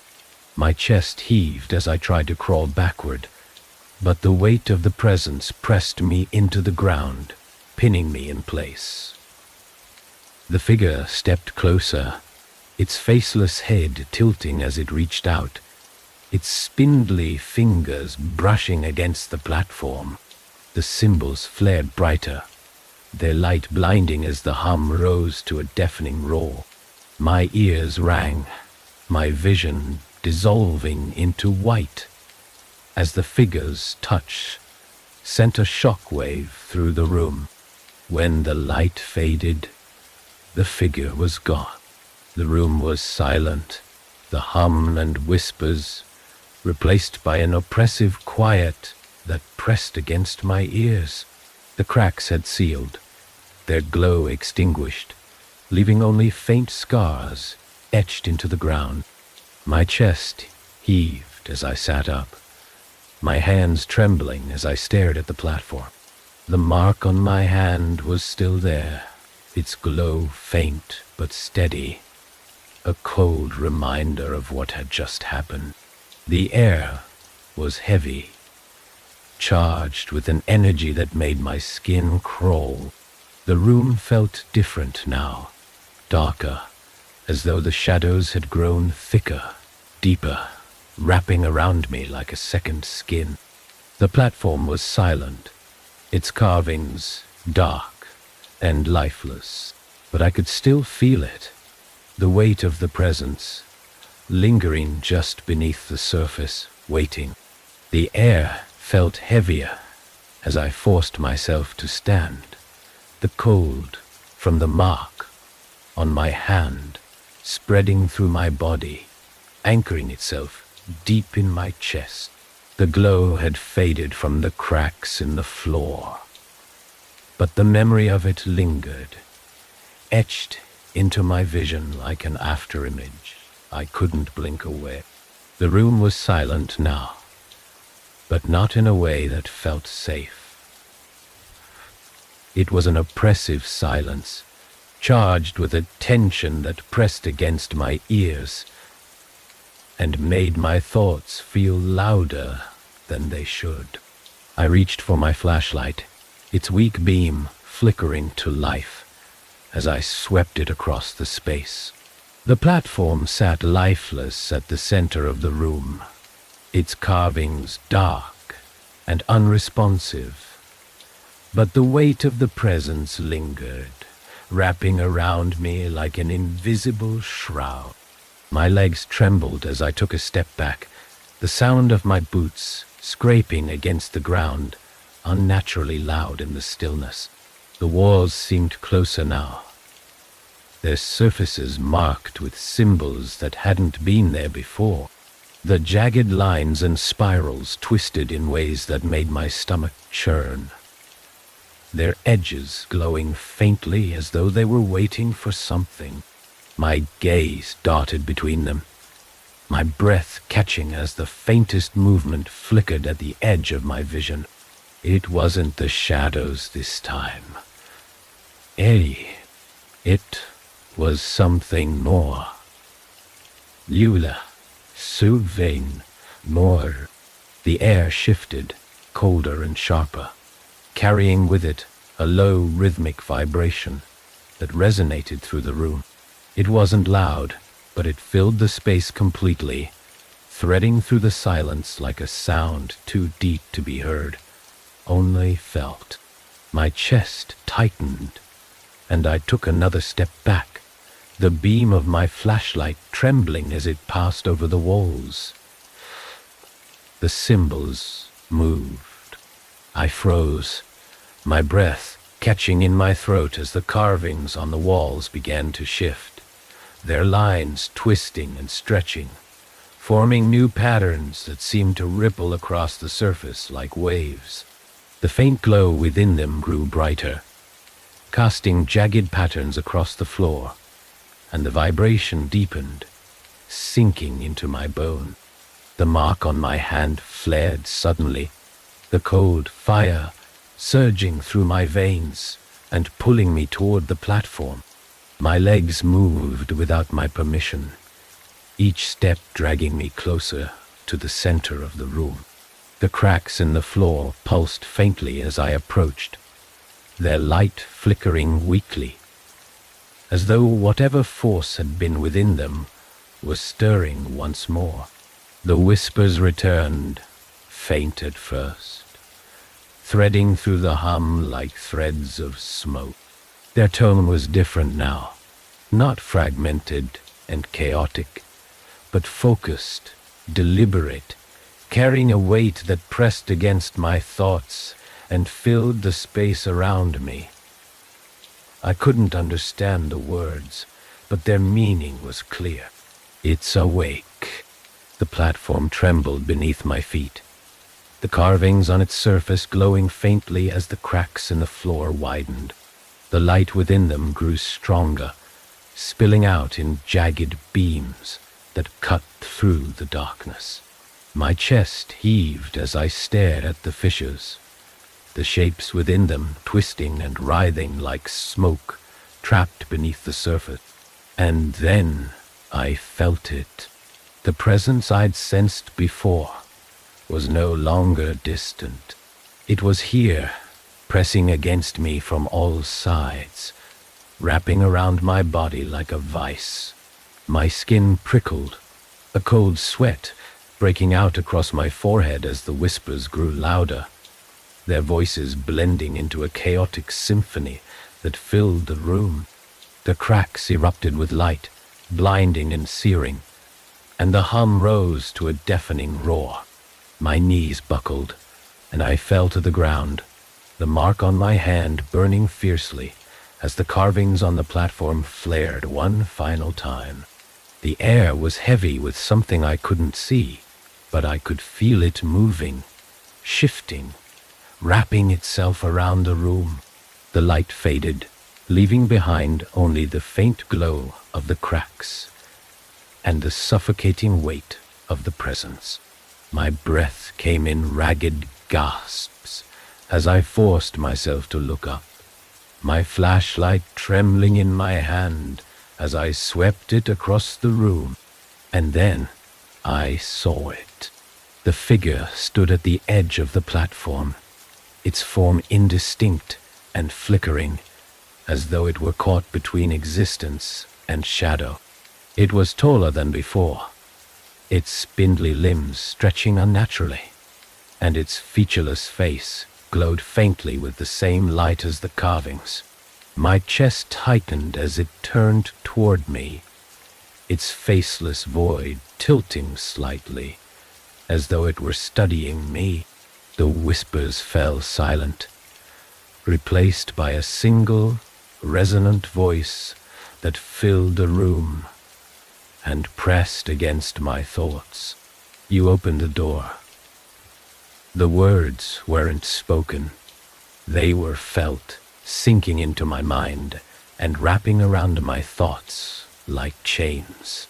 My legs refused to move as the figure stepped closer, its movements slow and deliberate, each step sending faint vibrations through the ground. The light from the cracks pulsed in time with its movements, casting jagged patterns across the walls. The mark on my hand burned again, the cold fire surging through my veins and pulling me forward. The figure stopped just feet away, its towering form casting a long shadow across the platform. The voice came again, louder this time, resonating through the air with an authority that left no room for argument. The balance is broken. The cracks beneath the platform widened, the light within them spilling out in jagged beams that illuminated the room. My breath hitched as the fissures spread toward me, their edges glowing faintly, and the hum deepened, vibrating through the floor and into my chest. The figure raised an arm, its spindly fingers pointing toward the cracks, and the whispers returned, their fragmented voices blending into a single insistent command. You must seal it. The platform trembled violently, the carvings on its surface flaring brighter as the light from the cracks surged upward. The presence pressed harder against me, suffocating and unrelenting, wrapping around my chest and pulling me toward the fissures. I didn't have a choice. And the cracks beneath the platform glowed with a furious intensity, the light spilling outward in sharp, jagged beams that cut through the suffocating darkness. The figure stood motionless now, its towering form casting an impossibly long shadow that stretched across the room. My hand burned, the mark on my palm pulsing with a cold fire that spread through my veins, anchoring me to the spot. The whispers rose again, louder this time, their voices blending into a chaotic roar that filled the air.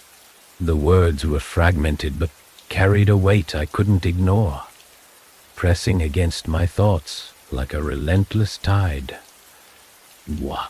My legs trembled as I stepped closer to the platform, the cracks beneath it widening, their light revealing shapes that twisted and writhed just below the surface. The figure moved, its spindly arm extending toward me. It didn't speak, but the command was clear. The air around me thickened, pressing against my chest, making each breath feel like a battle. The hum that had been threading through the room since the beginning now resonated with the force of an earthquake, vibrating through the walls, the floor, and into my bones. I took another step forward, my body trembling as the pull of the platform grew stronger. The light from the cracks pulsed in time with the mark on my hand, their connection undeniable. My fingers brushed against the edge of the platform, and the carvings on its surface flared brighter, the spirals and jagged lines twisting into new patterns that seemed to writhe under my touch. The whispers surged, their voices overlapping in a way that made my head spin. My vision blurred, the edges of the room dissolving into a haze of shifting light and shadow. The platform trembled beneath my hand, the vibrations running up my arm and into my chest, sensing with the rapid thrum of my heart. And then the voice returned. The seal must hold. Lately, the words were sharp, resonant, sinking into my mind with a force that left no room for resistance. My breath hitched as the light from the cracks flared again, brighter this time, illuminating the shifting shapes within them. They moved with a chaotic rhythm, their forms flickering and distorting like smoke caught in a storm. The figure stepped back, its faceless head tilting as it gestured toward the platform. My legs moved without my consent, dragging me closer until I was standing at the center of the cracks, their light spilling out and wrapping around me like tendrils. The whispers fell silent, replaced by a low, resonant hum that pressed against my thoughts, drowning out everything else. The platform trembled violently, the carvings on its surface flaring brighter as the cracks beneath it spread farther, their edges glowing with a sickly green light. My chest tightened as the weight of the presence grew heavier, pressing against me from all sides, sinking into my bones and rooting itself deep in my mind. The hum deepened, and the shapes within the cracks began to solidify. They weren't human, but they weren't entirely inhuman either. Their forms were indistinct, flickering and warping as they clawed at the edges of the fissures, their movements frantic and unrelenting. My pulse quickened as one of them broke through, its spindly limbs stretching toward the surface, its translucent skin glowing faintly in the dim light. The figure spoke again, its voice cutting through the chaos like a blade. Restore the balance. The words carried a finality that sent a chill through my body. My hand moved of its own accord, reaching toward the center of the platform. The mark on my palm flared, its cold fire surging through my veins as the carvings beneath my fingers twisted and writhed, their patterns shifting into something I couldn't comprehend. The cracks erupted with light, blinding and all-consuming, and the ground beneath me buckled. My knees hit the platform, the vibrations running through my body as the light from the fissures surged upward, illuminating the entire room in a sickly glow. The shapes within the cracks writhed and twisted, their movements growing more frantic as they clawed at the edges of the fissures. The whispers returned, their voices louder and more insistent, threading through the hum in a chaotic symphony that filled the air. My chest heaved as the weight of the presence pressed harder against me, suffocating and unrelenting. The figure loomed above me, its faceless void tilted downward as it raised an arm, its spindly fingers pointing toward the platform. The voice came again, louder this time, resonating through the room with an undeniable authority. The choice is yours. The platform beneath me flared, the carvings on its surface twisting into new shapes that pulsed with a rhythm that matched my own heartbeat. My breath came in shallow gasps as I stared into the light, the shapes within the cracks shifting and writhing as though they were alive. The mark on my hand burned fiercely, the cold fire spreading through my body and rooting itself deep in my chest. The hum rose to a deafening roar, drowning out the whispers, the light, the figure, everything. My vision blurred, the edges of the room dissolving into darkness as the presence pressed against me, pulling me toward the cracks. I didn't have a choice. The cracks flared with a violent intensity, the light pouring out in jagged bursts that painted the room in pulsating waves of green and shadow. The hum was deafening now, not just a sound but a force, vibrating through my body, anchoring me to the platform. My breath came in short, ragged gasps, as the weight of the presence pressed harder against me, sinking into my chest, my thoughts, my very being. The figure loomed above, its faceless void tilted downward, observing me without eyes. Its elongated limbs stretched unnaturally, framing the edges of the platform as though to contain what was happening within. The mark on my hand burned brighter, the cold fire coursing through my veins and pulling me forward toward the center of the chaos. The light from the cracks shifted, dimming slightly, as the shapes within them began to coalesce. What had been indistinct and smoke-like now took form, impossible, writhing entities that clawed at the edges of the fissures, their translucent limbs twisting as though they were fighting to escape. My stomach churned as I tried to look away, but the pull of the platform kept my gaze locked on the scene before me. The whispers surged again, louder than ever, their voices layered and relentless, overlapping in a cacophony of commands.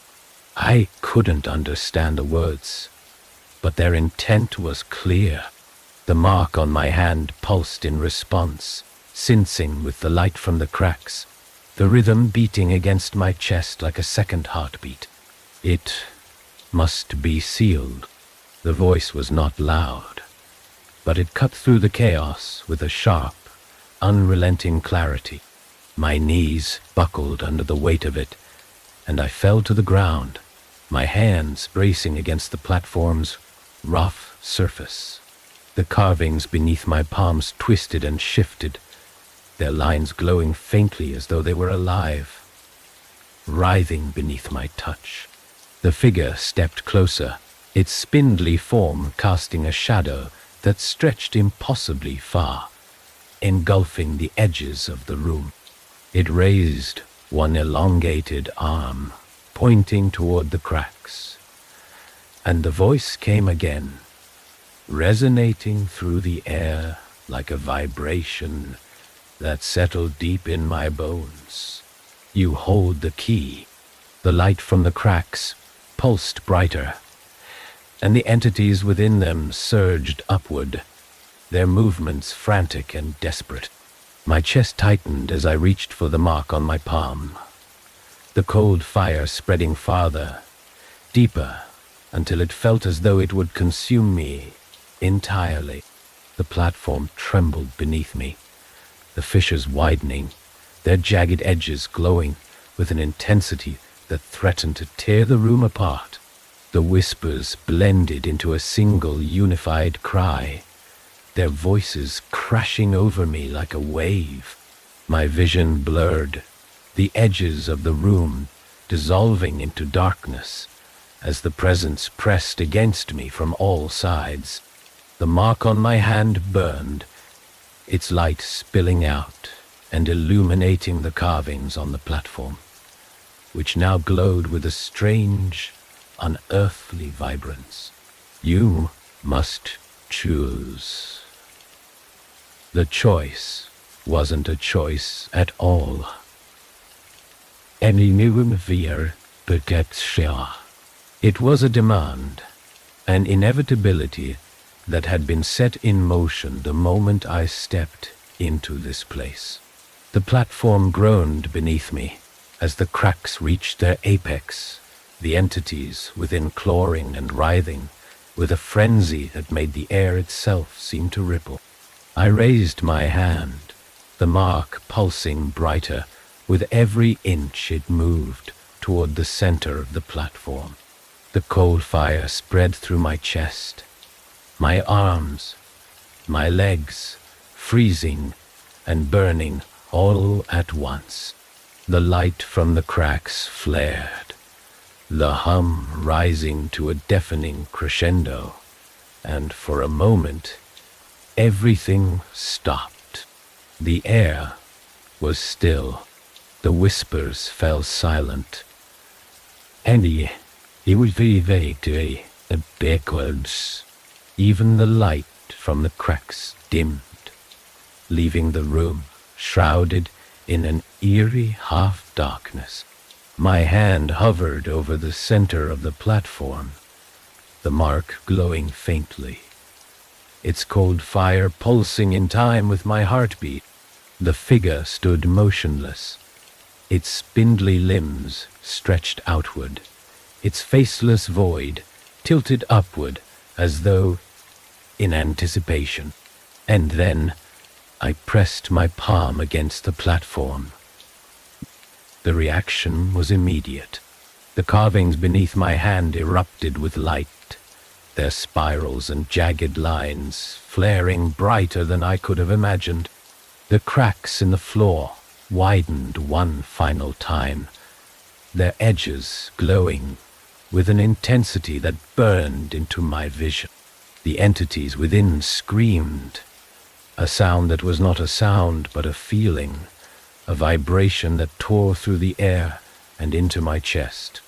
The platform trembled violently, the vibrations running through my body as the light surged upward, enveloping everything in its path. The figure recoiled, its form flickering and distorting as though it were being pulled apart. The mark on my hand burned one last time, its cold fire searing through me before extinguishing entirely. And then there was silence. The light faded, the hum dissipating into nothingness, leaving the room dark and empty. The cracks had sealed, their jagged edges now smooth and lifeless, and the carvings on the platform were dark once more. The figure was gone, its presence lifted, but the weight of what had happened remained, heavy and suffocating. I stumbled back, my legs weak, my chest heaving as I tried to catch my breath. The mark on my hand was still there, faint and dim, a scar that pulsed weakly, as though it were a reminder of what I had done. The room was still now, the air thick with an eerie calm that felt more oppressive than the chaos that had come before. As I turned toward the door, the whispers returned, soft, faint, threading through the silence like smoke. They weren't fragmented this time. They weren't fragmented this time. They were clear. It is not over. The weight of those words sank into me as I stepped into the darkness, the faint glow of the mark on my hand lighting the way. The door behind me closed with a low, final creak, and the silence followed me out into the night.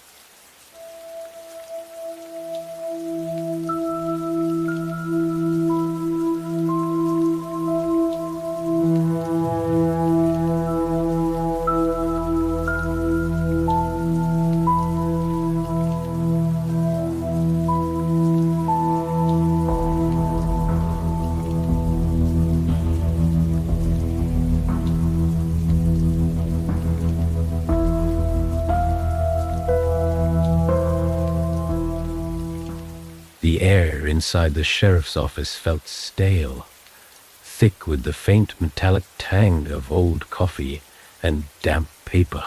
The single bulb overhead cast a weak, yellowish light that barely reached the corners of the room, leaving shadows to pool in the edges like predators waiting to pounce. Sheriff Graham slid the folder across the desk toward me, his hand lingering on it for just a moment longer than necessary, as if letting it go meant surrendering to something he couldn't take back. My fingers brushed against the rough edges of the file as I opened it. The first photograph stopped my breath. A man, or what was left of him, lay crumpled in the underbrush, his body carved with deep spirals and sharp intersecting lines. The cuts weren't random, they were precise, deliberate. The surrounding vegetation was blackened as if burned, though no scorch marks marred the ground. It wasn't an animal, Graham said finally, his voice low and gravelly, cutting through the silence like the edge of a blade. And it sure as hell wasn't a person, not an ordinary one. I didn't answer. My focus was locked on the symbols etched into the man's skin. They weren't decorative. They carried meaning, though what that was eluded me. Something primal stirred in the back of my mind, a warning I couldn't quite place. I flipped to the next photo, my stomach twisting. It was another body, this one found closer to the asylum. The carvings were identical, the spirals seeming to pulse even in the frozen image, as though the marks themselves were alive. My hand shook as I closed the file, the edges of the paper biting into my fingertips. Graham didn't say anything else, and I didn't need him to. The weight of the images pressed against my chest, making it hard to breathe. Whatever was happening here, it was old, ancient, day, eights, tall, do, and it wasn't finished. That night, the storm rolled in fast, clouds swirling above Ashford like a living thing. The wind howled through the narrow streets, rattling windows and slamming shutters, as if the town itself was warning me to leave. I stayed in a cramped room at the inn, its walls thin enough that I could hear the wind shrieking like a banshee outside. Sleep was impossible. My mind replayed the photos over and over. The spirals burned into my vision like scars. When I finally drifted off, it wasn't into rest.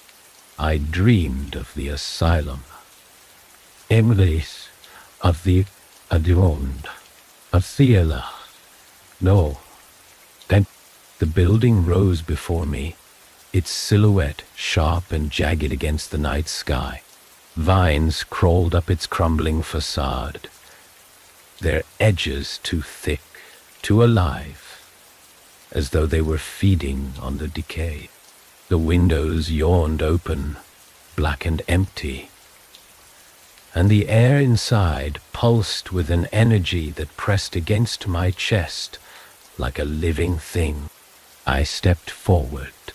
I didn't want to, but my body moved on its own, drawn toward the massive doors that stood ajar, their edges splintered and worn.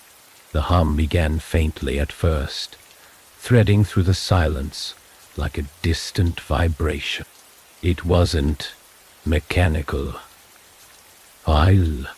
It was alive, resonating through the walls, the floors, the air itself.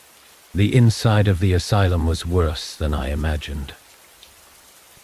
The walls were covered in the same spirals I'd seen in the photographs, their jagged edges glowing faintly in the dim light. The air was thick, heavy, carrying a metallic tang that made my stomach churn. Shadows moved where they shouldn't, flickering at the edges of my vision before disappearing when I turned to face them.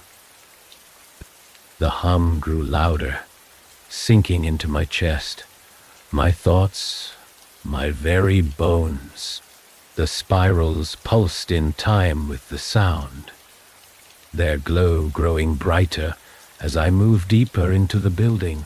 My footsteps echoed unnaturally, the sound overlapping and doubling back on itself as though the asylum were mocking me. I reached the end of the corridor, where a door stood ajar. The light spilling out from within was sickly green, casting long, jagged shadows that writhed across the floor like living things.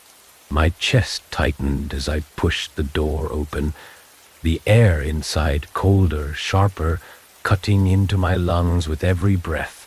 The room was empty, save for the carvings etched into the walls, the ceiling, the floor. They glowed brighter here, their spirals sharper, more deliberate. My heart thundered in my chest as the hum rose to a deafening crescendo, drowning out everything else. The spirals seemed to twist and shift, their edges moving, though I knew they couldn't be. And then I saw it. At the center of the room, etched into the floor, was a massive spiral, its edges carved so deeply into the stone that it looked like it had been burned there. The air above it shimmered faintly, distorting the space, like heat rising from asphalt. My feet moved without my consent, carrying me closer, until I stood at the edge of the carving. The hum stopped.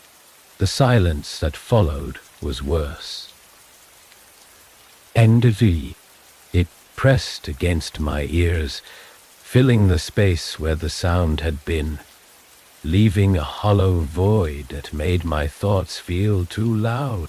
My chest heaved as I stared into the spiral, its edges glowing faintly, pulsing in time with the frantic beating of my heart. Something moved beneath the floor. Headings Kadabgaini. Daidastiwa. It was subtle at first, a faint ripple, like water disturbed by a single drop, but it grew stronger, the movement spreading outward, the glow from the spiral intensifying. The shadows in the room stretched toward it, their edges flickering and distorting, and the air grew heavier, suffocating. The ripple became a vibration, the floor beneath my feet trembling as the spiral pulsed brighter. My breath hitched, my hands trembling, as I reached for the mark on my palm, the cold fire spreading through my veins and rooting me in place. The spiral flared one final time, blinding and searing, and I fell to my knees as the room dissolved into light and shadow. And then, from the darkness beneath the spiral, something began to rise. The room pulsed with a rhythm that wasn't mine, a deep, resonant thrum that seemed to come from the spiral carved into the floor.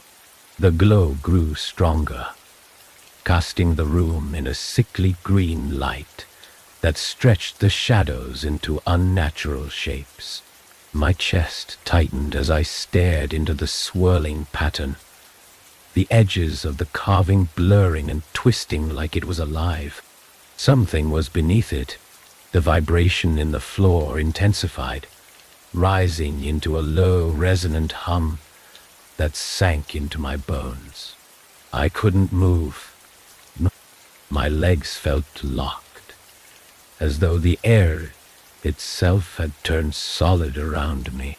The spiral's glow pulsed in time with the mark on my palm, the cold fire from it searing through my veins and spreading up my arm. The connection between them was undeniable, as though one fed the other. My breath came in shallow bursts as I reached out, my fingers trembling as they hovered over the carving. The moment I touched the edge of the spiral, the hum stopped. The silence was immediate and suffocating, pressing against my ears with a weight that made my thoughts feel unbearably loud. The floor beneath my fingers felt warm, almost alive, and the mark on my hand flared brighter in response. I tried to pull back, but my hand wouldn't obey. The spiral moved beneath my touch, its edges twisting and shifting, as though the stone itself was bending. And then the whispers began. They were faint at first, soft and indistinct, threading through the silence like tendrils of smoke. But they grew louder, sharper, overlapping in a way that made my head spin. Their fragmented words slipped through my thoughts like shards of glass, cutting through the edges of my mind. I couldn't understand them, but their intent was clear. They were calling me. The spiral's glow flared again, and the whispers rose to a chaotic crescendo. My vision blurred, the room tilting around me as the floor beneath my knees buckled. The carving seemed to sink into the ground, the light spilling out in jagged beams that clawed at the walls. My chest heaved as the air grew colder, sharper, carrying with it the metallic tang of something ancient and decayed. And then I saw it. A hand, if it could even be called that, emerged from the center of the spiral. It was long and spindly, its translucent skin stretched too tightly over jagged, unnatural bones. The glow from the spiral seeped through its form, casting faint shadows across the floor. My stomach twisted as the hand clawed at the edges of the carving, pulling the rest of its body upward. It wasn't human. Its form was too elongated, too distorted, bending at angles that made my eyes water. Its face, or what should have been a face, was smooth and featureless, save for the faint spirals etched into its surface, glowing faintly in the dim light. The creature moved with jerky, unnatural grace, its limbs stretching impossibly long as it pulled itself free from the spiral. The whispers fell silent. The hum returned, louder and deeper, vibrating through the room and sinking into my chest. The figure turned its faceless void toward me, tilting its head as though studying me. My pulse thundered in my ears as I stumbled backward, my hands scraping against the rough surface of the floor. The figure didn't move, but its presence pressed against me, heavy and suffocating, wrapping around me like a shroud. The mark on my palm flared painfully, the cold fire spreading through my chest and rooting itself deep in my heart. The figure raised one spindly arm, its long, jagged fingers pointing toward me. The air grew colder, sharper, as though the room itself was reacting to its presence. The whispers returned, faint and fragmented, threading through the hum like a discordant melody. And it spoke. The voice wasn't loud, but it resonated through the room, vibrating in my chest and sinking into my thoughts like a brand. The words weren't in a language I understood, but their meaning was clear, imprinted onto my mind with an unshakable force. You have come. Then the figure stepped closer, its movements slow and deliberate, each step sending faint tremors through the floor. The spirals on its face pulsed in time with the mark on my hand, their connection undeniable. My breath hitched as it stopped, just a few feet away, its towering form casting a long, jagged shadow that stretched across the room. The hum deepened, and the light from the spiral flared one final time before dimming, leaving the room shrouded in an eerie half-darkness. The figure didn't move, but its presence filled the space, suffocating and unrelenting. The whispers surged again, their fragmented words blending into a single, unified phrase. The door must open. The words echoed through my mind, resonating with a weight that left no room for argument. My hand moved on its own, reaching toward the center of the spiral. The cold fire from the mark seared through my veins, pulling me closer, and the air around me grew heavier, pressing against my chest and sinking into my lungs. The spiral began to shift again, its edges twisting and writhing as though alive.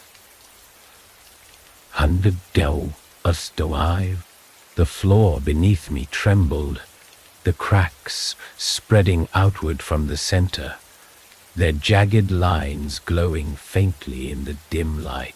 The figure tilted its head, its faceless void fixated on me, and the hum rose to a deafening roar.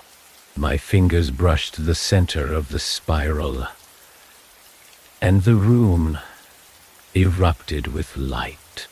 The room was blinding as the spiral flared to life, the jagged light cutting through the shadows and swallowing everything in its path. The figure loomed in front of me, its faceless void still and unnerving, as it raised a spindly arm toward the glowing center. My chest felt like it might collapse under the weight of the presence that filled the air, thick and suffocating, pressing against me like an unseen tide. The hum surged, a deep, resonant force that rattled my bones and drowned out every other sound. My vision blurred, the edges of the room dissolving into a haze of light and shadow. The spirals on the walls pulsed brighter, their glow sensing with the rhythmic vibration that now consumed the space. The mark on my hand burned, the cold fire coursing through my veins and pulling me toward the center of the platform. I tried to pull away, to force my legs to move, but my body betrayed me. The light from the spiral rippled outward, its jagged edges shifting and twisting as though the carving itself were alive. The cracks in the floor spread farther, their glowing lines splintering outward like veins, reaching for the walls. And then, just as suddenly as it began, The light dimmed. The room plunged into an oppressive half-darkness, the glow from the spirals flickering weakly as the hum fell to a low, pulsing vibration. The figure tilted its head, its faceless void turned toward me, and for a moment I thought it might speak again. Instead, it stepped back, its elongated limbs bending unnaturally as it moved toward the nearest fissure. The shadows around it shifted, their edges flickering and warping, as though reacting to its presence. My chest tightened as I followed its movements, my body trembling under the weight of the silence that had replaced the hum. The mark on my hand pulsed faintly, its glow spilling out and casting jagged patterns across the floor.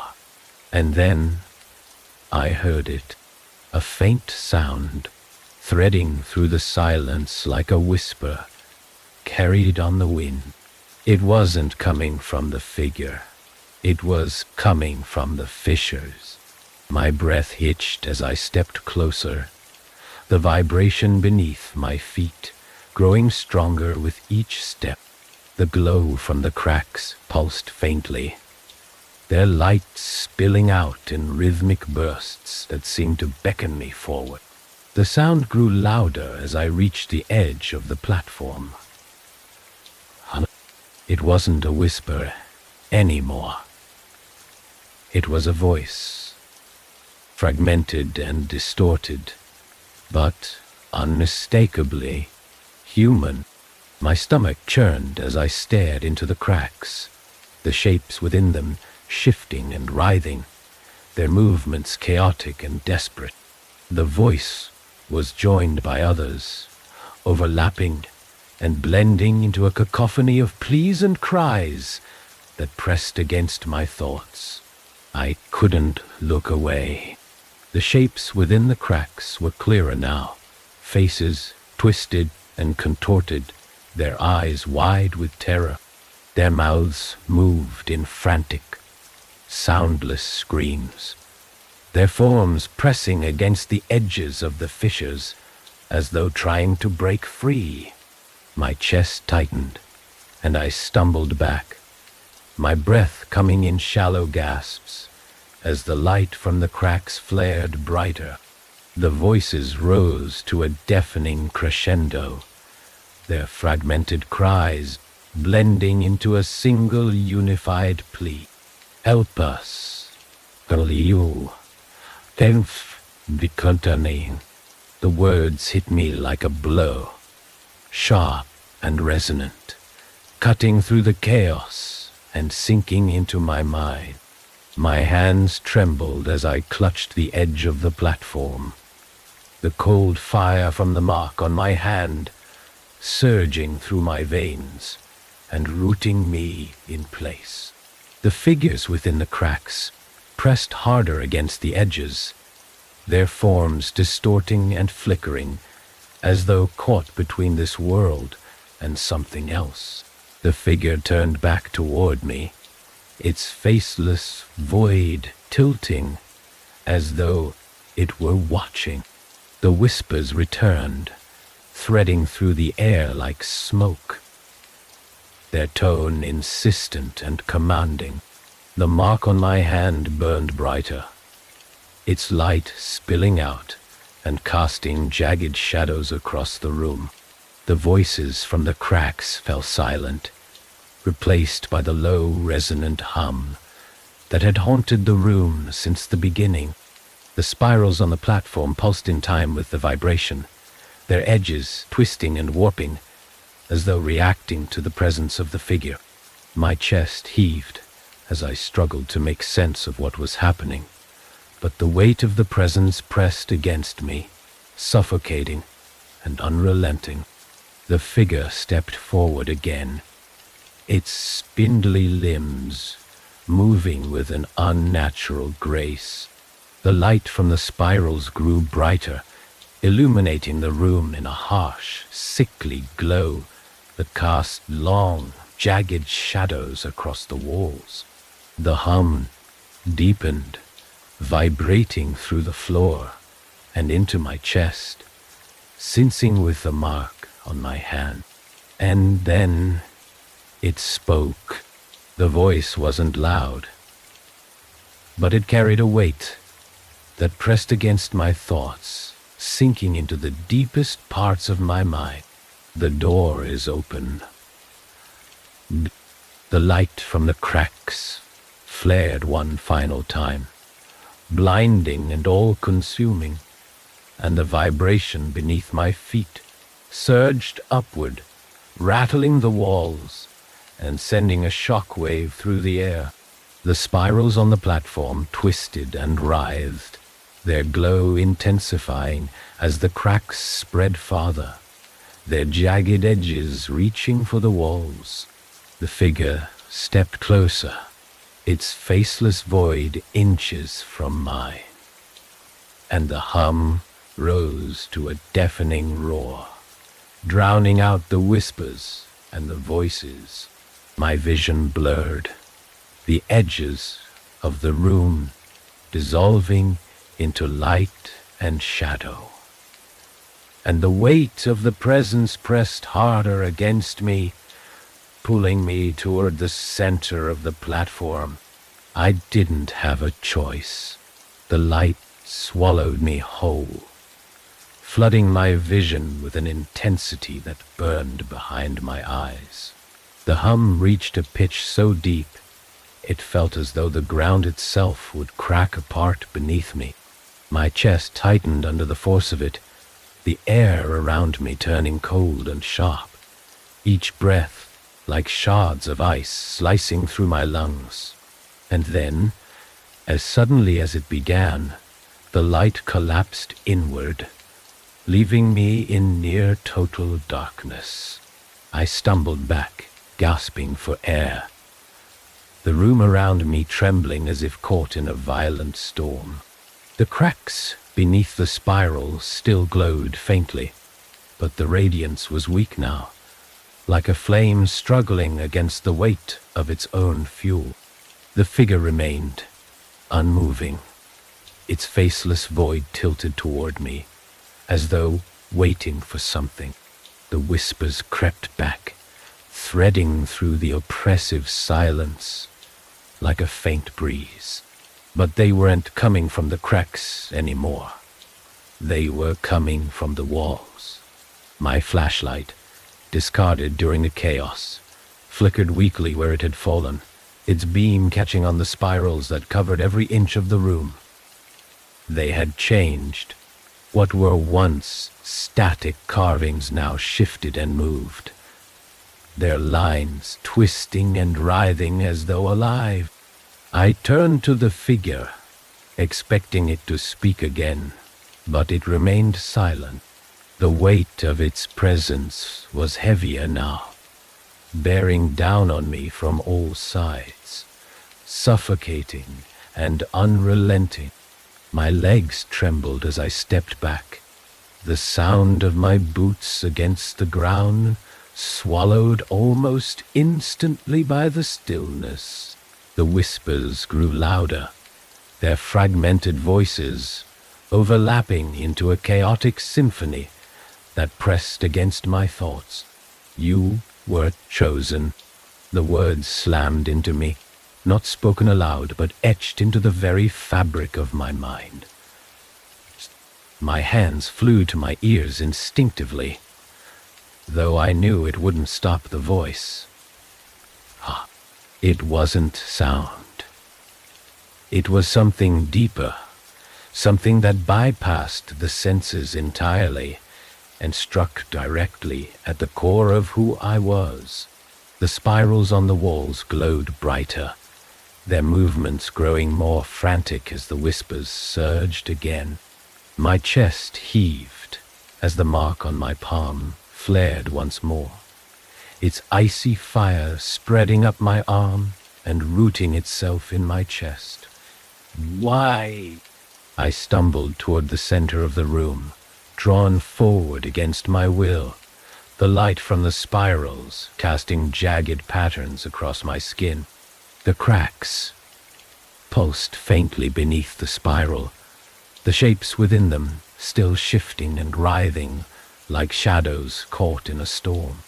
My eyes were drawn to the largest fissure, where something new began to emerge. It wasn't like the figure. This was amorphous, undefined, its edges flickering and distorting, as though it couldn't quite hold its shape. The glow from the spirals reflected off its surface, casting faint, rippling patterns that moved in time with the hum.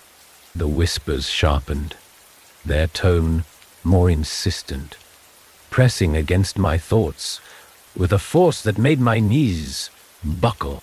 I dropped to the ground, my hands clutching the edge of the spiral as the light from the cracks flared once more.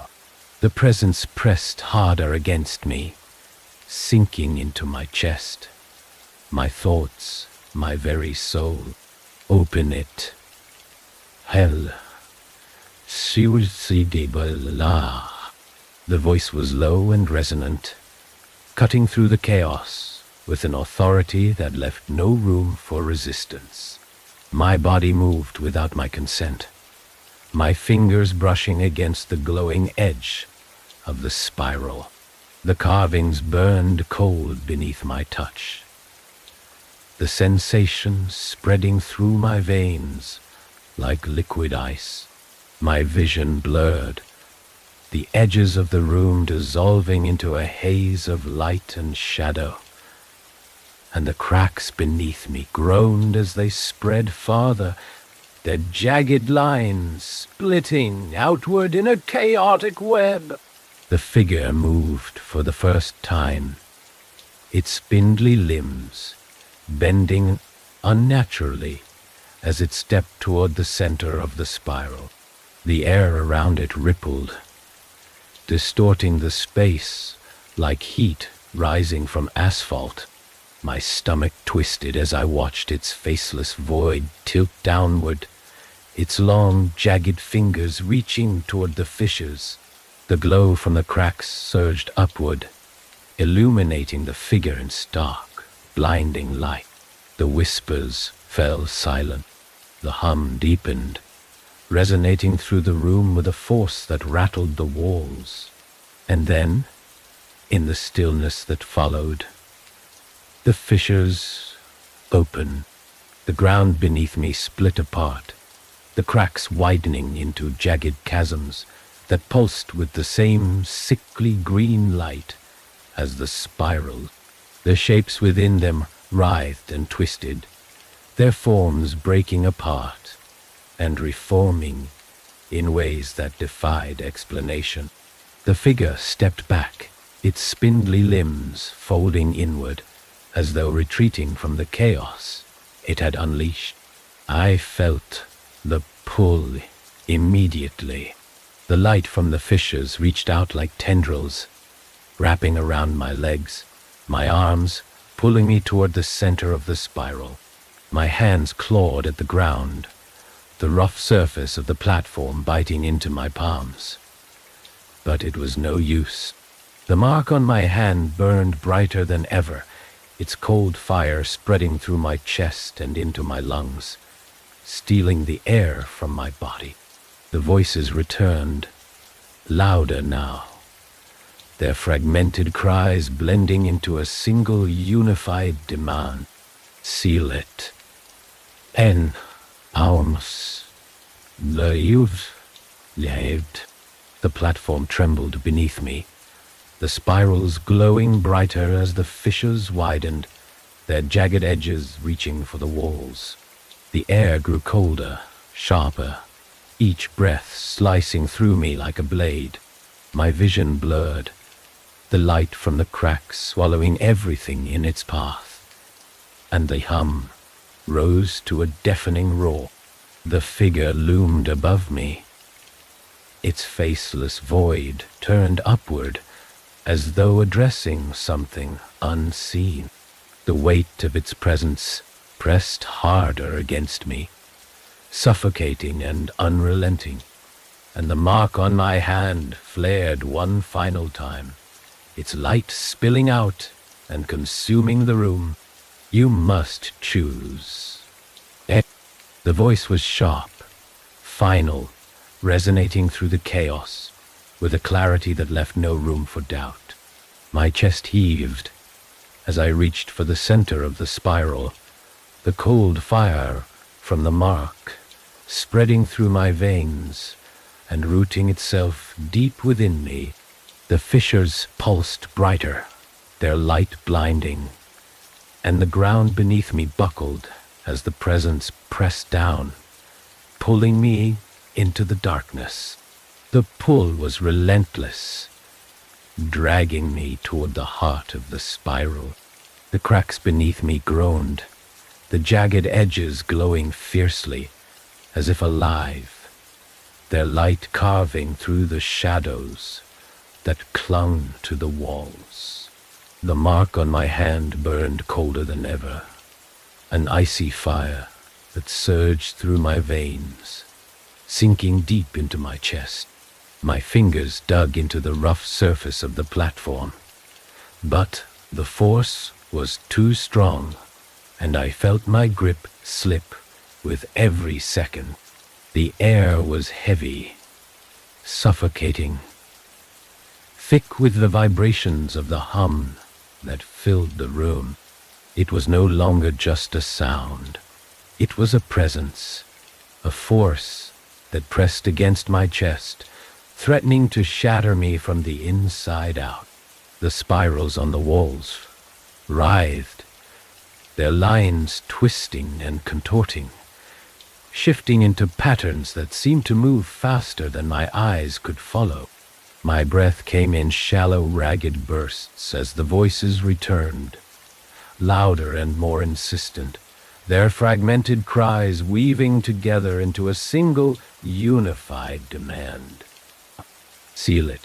Seal it now. News. I didn't know what they meant, but their urgency was undeniable, pressing against me like a tide I couldn't escape. The cracks beneath the spiral erupted with light, a blinding, sickly glow that clawed at the edges of my vision. The shapes within them grew clearer, their movements frantic and chaotic, their twisted forms clawing at the edges of the fissures as if fighting to escape.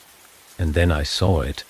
A shape emerged from the largest crack, its form indistinct and flickering, as though it couldn't quite hold its place in this reality.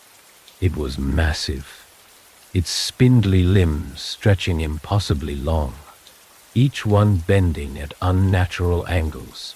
Its surface shimmered, translucent and iridescent, reflecting the glow from the spirals in a way that made my stomach twist. My chest tightened as it turned toward me, its face, or the absence of one, tilting as though it was studying me. The whispers surged again, their voices rising to a deafening crescendo. The mark on my hand flared brighter, its cold fire consuming me, and I could feel it pulling me toward the crack, toward the shape that writhed within. The figure from before stepped closer, its long limbs bending and folding as it moved toward the center of the platform.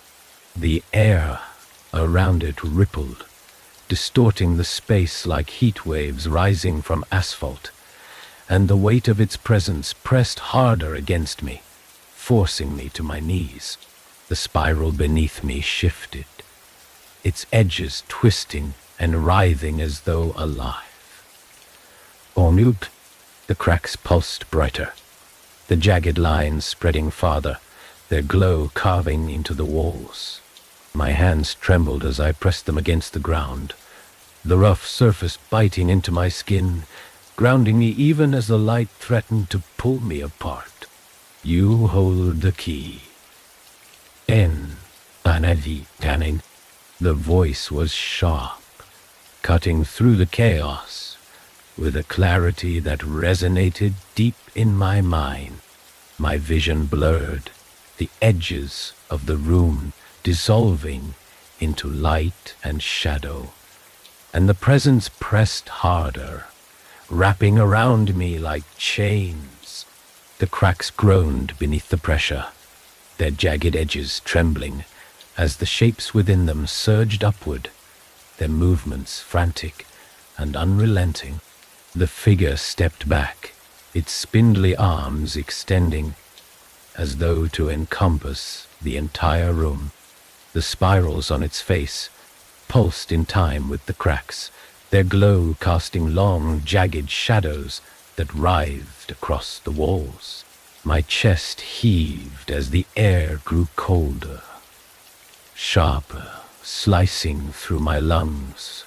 With every breath, the voices rose again, their tone desperate, pleading, blending into a chaotic symphony that filled the room. Seal it, or be consumed. The mark on my hand pulsed violently, its light spilling out and casting jagged beams across the platform. The cracks beneath the spiral flared brighter, their glow blinding and searing, and I felt the pull intensify, dragging me closer to the fissures. My breath hitched as I stared into the largest crack, the shape within it pressing harder against the edges, its translucent form bending and distorting as though fighting to break free. What? I reached out, my hand trembling as it hovered over the spiral. The cold fire from the mark surged through my veins, sinking into my chest and spreading outward, rooting itself in the very core of my being. The air around me vibrated, the hum rising to a deafening roar, and the cracks beneath me groaned as the fissures widened, their jagged edges clawing at the walls. The figure moved again, its faceless void turning toward me as it raised one long, spindly arm. The spirals on its face flared brighter, their glow pulsing in time with the cracks, and the weight of its presence pressed harder, suffocating and unrelenting. My fingers brushed against the edge of the spiral, and the room erupted with light. The fissures beneath me exploded outward, the shapes within them surging upward, their twisted forms clawing at the edges as though trying to escape. The hum reached its peak, vibrating through my body and rattling my thoughts, and the mark on my hand burned with an intensity that threatened to consume me. My vision blurred, the edges of the room dissolving into light and shadow, and the voices rose one final time, their tone sharp and final. The door must close. The words struck me like a physical blow, sharp and unrelenting, cutting through the chaos with a force that left no room for resistance. My body moved on its own, my hand pressing against the center of the spiral as the cracks flared brighter, their light consuming everything in its path. And the shapes within the fissures writhed violently, their forms breaking apart as the spirals on the platform twisted and shifted, their glow reaching a blinding crescendo. The hum stopped. The room fell silent, the cracks sealing shut with a final resounding groan. The light from the spirals dimmed, fading into darkness, and the presence that had pressed against me lifted, leaving behind an oppressive emptiness that settled deep in my chest. I collapsed to the ground, my breath coming in shallow, ragged bursts. As the weight of what I had done sank in, the silence was unbearable. a void that pressed against my ears and made my own heartbeat feel deafening. I lay sprawled on the cold surface of the platform, the last remnants of light from the spiral fading into the cracks, leaving only faint, jagged scars on the floor. My chest heaved with each breath, the weight of the air around me still heavy with the memory of what had just happened. The mark on my hand still glowed faintly, its icy fire reduced to an ember, but the connection to the spiral lingered. I could feel it deep in my veins, like a thread pulling taut, tying me to something far below the surface of the asylum. My fingers brushed against the rough edge of the platform. The vibrations that had consumed the room now reduced to a faint hum, barely perceptible but still present. The shadows in the room seemed deeper now, heavier, pooling in the corners and stretching toward me as if drawn by some unseen force. I forced myself to sit up, my body trembling under the weight of exhaustion. The figure was gone, its spindly form having dissolved into the light when the fissures closed, but its presence hadn't left. It lingered, unseen but unmistakable, pressing against my thoughts like a phantom. The spirals on the walls were dark now, their jagged lines no longer shifting and twisting, but they still held a charge, an energy that pulsed faintly, waiting. My eyes scanned the room, my breath catching as I noticed something new. Carved into the far wall was a larger spiral, its edges sharper and more intricate than any of the others. It pulsed faintly, drawing my attention like a magnet. I didn't want to move closer, but my body disobeyed, driven by a compulsion I couldn't explain. Each step toward the wall felt heavier than the last, the air growing colder and sharper with every inch. The spiral's faint glow grew stronger as I approached, its edges shimmering like heat waves rising from the surface of asphalt. My hand hovered over it, the mark on my palm burning faintly in response. The hum returned. It wasn't loud, but it resonated through the room, vibrating through the floor and into my chest. The spiral on the wall pulsed in time with the hum, its edges twisting and shifting like a living thing. My chest tightened as I pressed my hand against it, the cold fire from the mark flaring to life and spreading through my arm. The wall groaned beneath my touch, the stone trembling as the spiral twisted and writhed. The faint glow intensified, spilling out into the room in sharp, jagged beams that cast erratic shadows across the walls. My breath came in shallow gasps as the wall began to give way, the spiral splitting open to reveal a dark, gaping void beyond.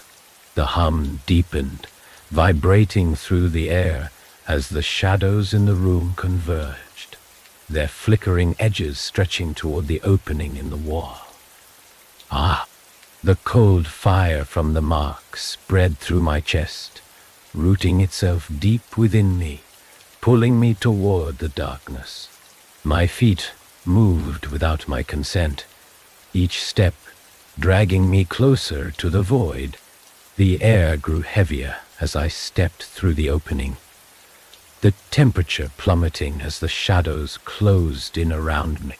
The corridor beyond was narrow and suffocating, its walls carved with spirals that pulsed faintly in the dim light. The hum was louder here, resonating through the stone and sinking into my bones. The ground beneath me was uneven, the jagged edges of the floor biting into my boots. As I moved deeper into the corridor, the spirals on the walls grew more intricate, their lines twisting and intersecting in patterns that made my eyes water. My chest tightened as the shadows pressed closer, their flickering edges brushing against my skin like cold tendrils. The corridor opened into a massive chamber, its walls covered in spirals that pulsed in unison with the hum. The air here was heavier, sharper, carrying a metallic tang that clung to the back of my throat. In the center of the chamber stood a massive altar, its surface carved with intricate spirals that glowed faintly in the dim light. The hum reached a crescendo as I stepped closer, the vibrations shaking the ground beneath me. My chest heaved as the mark on my hand flared, its cold fire spreading through my veins and sensing with the pulsing light of the altar. The shadows in the room writhed, their movements frantic and chaotic, as though reacting to the energy that filled the chamber. I placed my hand on the altar, the carvings beneath my palm flaring brighter in response. The spirals twisted and shifted, their edges blurring as though they were alive. Empty two-tone, the hum deepened, vibrating through my chest as the shadows converged, their flickering forms pressing against the edges of the room. And then the whispers returned. They were louder now, their fragmented voices threading through the hum like smoke, their tone sharp and insistent. My chest tightened as the spirals on the altar flared brighter, their glow illuminating the entire chamber in a blinding, sickly light. The shadows surged forward, their forms bending and twisting as they reached for the altar. The mark on my hand burned fiercely, its light spilling out and casting jagged patterns across the walls. "Will you one day warriors?" The hum rose to a deafening roar, drowning out the whispers as the spirals on the altar erupted with light. My vision blurred, the edges of the chamber dissolving into light and shadow, and the presence pressed harder against me, suffocating and unrelenting. The last thing I saw before the light consumed everything was the spirals on the altar, twisting and writhing like living things. As the whispers surged one final time, "You are the key." The chamber was consumed by light, a blinding, oppressive force that pressed against my chest and drove every thought from my mind. My knees hit the ground hard, the vibration from the altar resonating through the stone beneath me. The spirals flared brighter, their jagged lines shifting and twisting as though alive, each pulse driving the air colder and sharper, cutting through my lungs like glass. The mark on my hand burned fiercely, its icy fire spreading through my veins and sinking deep into my chest. I clutched my hand to my chest, but it was no use. The connection between me and the spirals was unrelenting, dragging me closer to the altar, even as I tried to resist. The hum that had filled the chamber reached a deafening crescendo, vibrating through the walls and into my bones. The shadows surrounding the chamber surged forward, their flickering forms bending and twisting as they converged on the altar. Their edges were jagged, rippling like smoke caught in a storm, and I could feel the weight of their presence pressing against me, suffocating and cold. The spirals on the altar pulsed in response, their light flaring brighter with each passing second. The whispers returned, threading through the hum like sharp, insistent needles. They weren't fragmented now. They were clear, unified, their voices overlapping in a chaotic symphony that pressed against my thoughts. It begins. It begins. Whoa. The words struck me like a physical blow, sharp and unrelenting, sinking into the deepest parts of my mind. My breath hitched as the spirals on the altar twisted and shifted, their glow intensifying until it was almost unbearable. The shadows pressed closer, their forms stretching and distorting as though drawn to the light. The ground beneath me trembled violently, the cracks from before spreading outward from the altar in jagged lines that glowed with a sickly green light. The shapes within them writhed and twisted, their movements frantic and chaotic, clawing at the edges of the fissures as though trying to escape. My chest tightened as the mark on my hand flared again, its icy fire searing through me. The altar groaned, its surface shifting and bending as though under an immense weight. The spirals on its surface pulsed one final time, their glow blinding, and then everything went still. The hum stopped, the whispers fell silent, and the air in the chamber grew heavy, suffocating in its stillness. And then I saw it. From the largest fissure emerged a shape unlike anything I had seen before. It was massive, its form indistinct and constantly shifting, as though it couldn't hold a single shape in this reality. Its surface shimmered with an iridescent light, reflecting the glow from the spirals in chaotic, blinding bursts.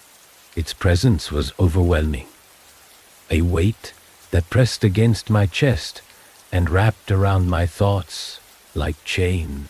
The shape moved forward, its movement slow and deliberate, each step sending tremors through the chamber.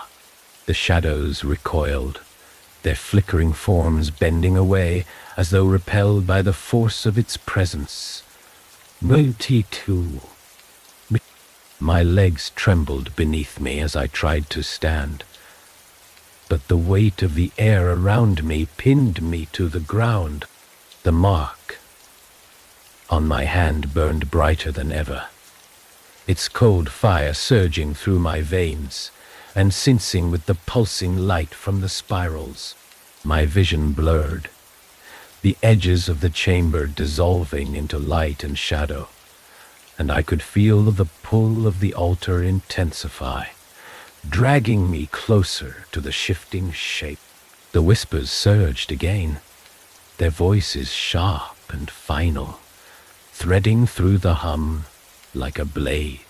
Seal it, or be consumed. I didn't know how to seal it.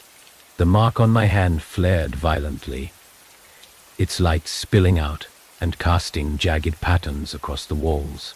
The spirals on the altar twisted and writhed, their glow intensifying as the shadows pressed closer, their flickering forms converging on the massive shape that loomed above the altar. The shape tilted downward, its translucent surface shimmering as it stretched toward me. My chest tightened as its presence bore down on me, suffocating and cold. And the mark on my hand pulsed in response, its icy fire consuming me. My breath came in shallow, ragged bursts, as the fissures beneath the altar widened, their edges glowing with an intensity that burned into my vision.